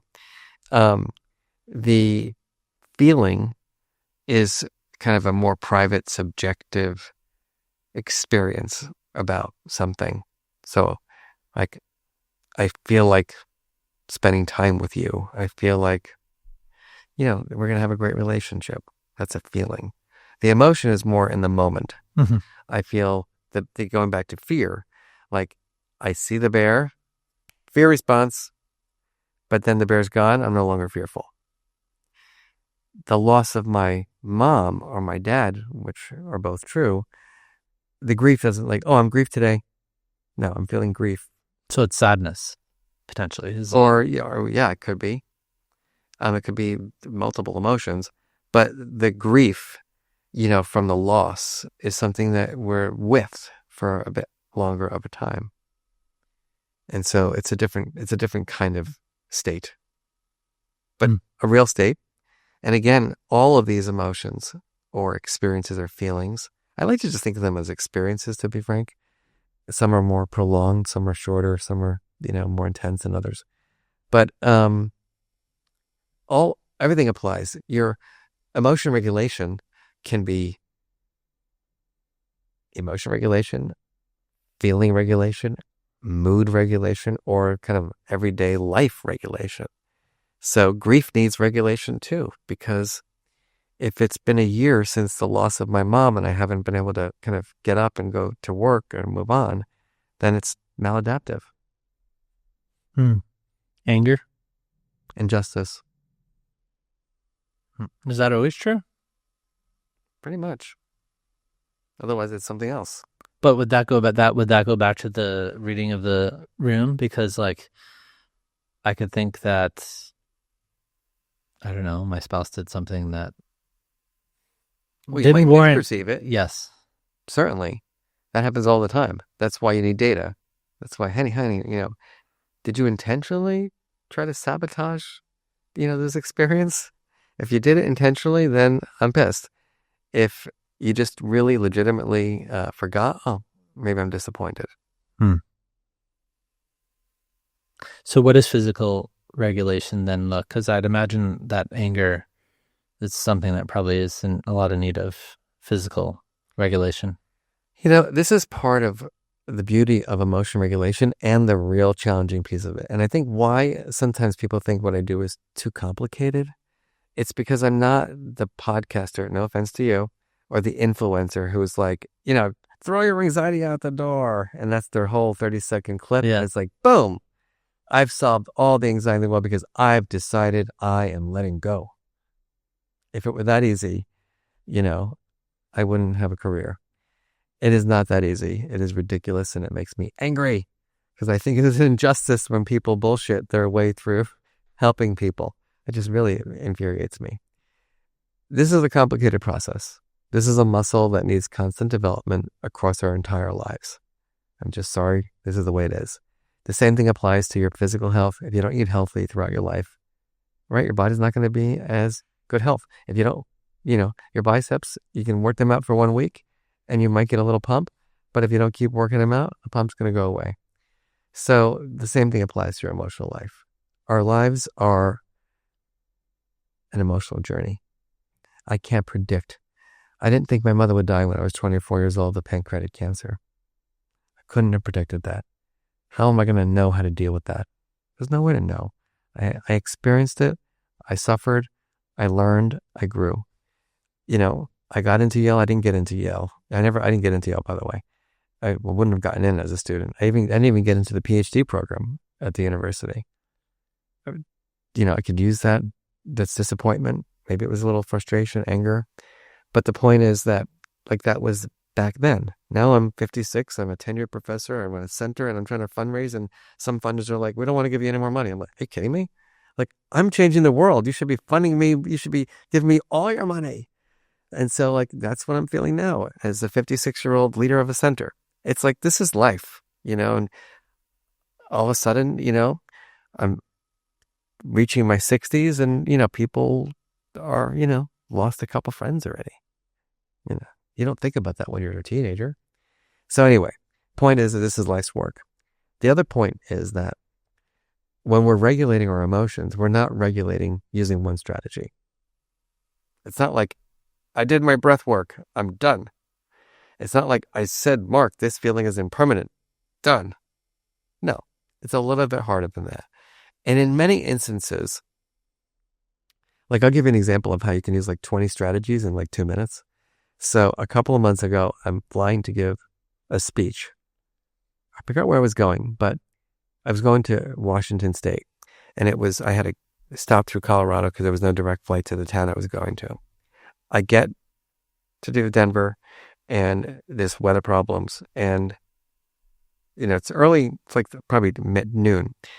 And the flight, it's at 2. Canceled.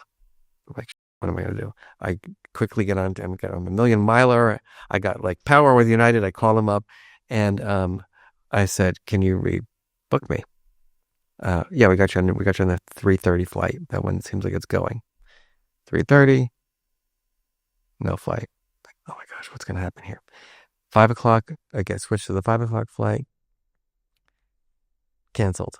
So now I'm realizing I'm not going to be giving this speech. So I'm calling the people. I'm really upset. I can't believe this. I'm I wish I was thinking about Amanda and the Devil Wears Prada. I'm going to find that plane. Anyway, no luck. And so I go to the desk and I said to them, I'm not going to make my flight. There's no way I'm getting to the location. There's no way I can give my presentation. I want to go home. Oh, we can't do that. We can't do that. And I said, we can. Well, because there's only a return flight to Newark and you came out of LaGuardia. I'm okay, so what's the problem? They're well, you can't go back to a different location that you started from. I'm well, I understand. Why not? Where's the God that says I can't go back? I can't go to another location. And so I take my breath. And then she says, you got to call, you have to call the airline to then have this conversation. I'm this is ridiculous. Really? I've got all these statuses. I fly with you all the time. I'm pissed. So I'm taking a breath. Mark, be your best self. You can do this. I said, I understand that it might be difficult, but can we at least try it? I got nowhere with this person, even with my killing with kindness. On the phone, this guy was I'm going to put you on hold. He put me on hold. I'm if I don't, listen, I have 20 minutes to get to this flight. So I decided, Mark, the best version of yourself is going to not go crazy here. You're going to walk over to the gate and you're going to become the best friend of the person who works at the gate. So I walk over to the gate and people are out of their mind. I mean, this is all these people who have flights have been canceled. This guy's yelling, this airline sucks, and everybody's screaming. I walk over to the woman who's standing by the little terminal and I said, I have a hunch you've had a really, really rough day. She's are you effing kidding me? She was just so grateful that someone actually was compassionate. I said, I have a question for you. I said, I've lost 3 flights today. I'm trying to get home. I came out of LaGuardia and I want to go back to Newark because of, that's the only flight available. Is there any way that you can make this happen for me? I really would do anything to make this happen. She's I got you. She went to the computer, switched my flight. Boom, I went home. And I share that because I use so many strategies, right? It wasn't I just was all right, Mark, I want to rip the head off this person, let it go. This person, I'm Mark, take a deep breath, Try to be kind. Okay, then work. Mark, take a walk. Solution focused. Do your best. Go here. And if I was dysregulated, I would have been sitting in that lounge crying and screaming and calling my home and saying, like, life sucks and blah, blah, blah, blah, blah. And I share that because, and by the way, the real kicker to the story was the people who were all screaming and yelling didn't get on the flight, because what happened is that flight also got canceled. And then there was another one. I mean, it's like the 7th trip, and it was like literally the last flight. And it was like, and I said to the woman, gosh, the one you just put back got canceled. You think you can get me on the next one? She's like, hold on. And she goes, run. She goes, run over there right now, run. And I ran over there, and they were admitting, getting to the plane. And then literally what happened, because I found out that if the flight didn't take off by midnight, it wouldn't have made it in because LaGuardia has a curfew. Yeah. And so I was like the last passenger on, and then even the people who had tickets didn't get on the flight because if they didn't take off in time, they wouldn't have been able to land the plane. And I just, this is a long story. Maybe we'll cut it. But the point is that it was emotion regulation that got me home. Emotion dysregulation would have got me nowhere, because nobody wants to help the dysregulated person. Yeah, it ties. I'm really glad you shared that. It ties into the earlier when we were talking about hiring and people leading organizations and teammates and all this stuff, and what actually is required. And I'm also glad you brought up the thing about, there's so many influencers online that are just being like, just do this, do that, do this, and it's like what you're describing doesn't seem like it happens overnight. I mean, think about that scenario, right? How would it be like, let it go? No, I'm not. I want to get home. So I'm going to be strategic, and I'm going to manage my emotions, because I'm ready to become an absolute lunatic right now. Like, I'm desperate. I've been here for 13 hours now. I want to get home. But I'm going to regulate and use my emotions wisely to achieve the outcome, which was, politely say thank you and move on, deal with this person, deal with that person, go here, kind of like kill her with kindness, blah, blah, blah. It was all strategic. I mean, we've traced so much today. What if someone actually commits to this, this emotional work, what actually begins to shift in them? What would you say? I would say everything shifts. But if I were to go back to the 5 kind of things that we spoke about why emotions are data, my hypothesis is that people who take their emotional lives seriously and also feel compelled to help other people deal with their feelings in healthy ways, that multiple things will happen. The first is that you'll have just more clarity, just be freer psychologically. The second is you'll make better decisions, more sound decisions. The third is that you will have higher quality, better quality relationships. The fourth is that you will have better physical and mental health and greater well-being. And the fifth is that you will achieve the goals you have for yourself in life. Beautiful. Well, my last question is, I want to end like the person who's listening, who's terrified of their own emotions. Maybe they've been avoiding them, suppressing them, or convinced they won't survive what they're feeling. What would you want them to know, or how would you encourage them in the moment to kind of overcome that and actually engage this process? I would say that one of the first steps is to give yourself the permission to feel. It's okay. Feelings are experiences. It is life's information. And don't attach to it, because emotions are ephemeral and they're information to help you guide your life. Don't run away from it, approach it. The second is be that curious explorer. Just be that scientist and not the judge. The third is learn the strategies. A lot of times we feel lost with our feelings because we just don't know what to do with them. I haven't been told. There are evidence-based strategies to help you regulate. Today we touched the surface, but there are ways to go deeper. And and just make a commitment to practicing the skills, because it will lead to the outcomes that I mentioned. Well, Mark, thank you for being here today. I really enjoyed this conversation. Me too. Thank you. Yeah.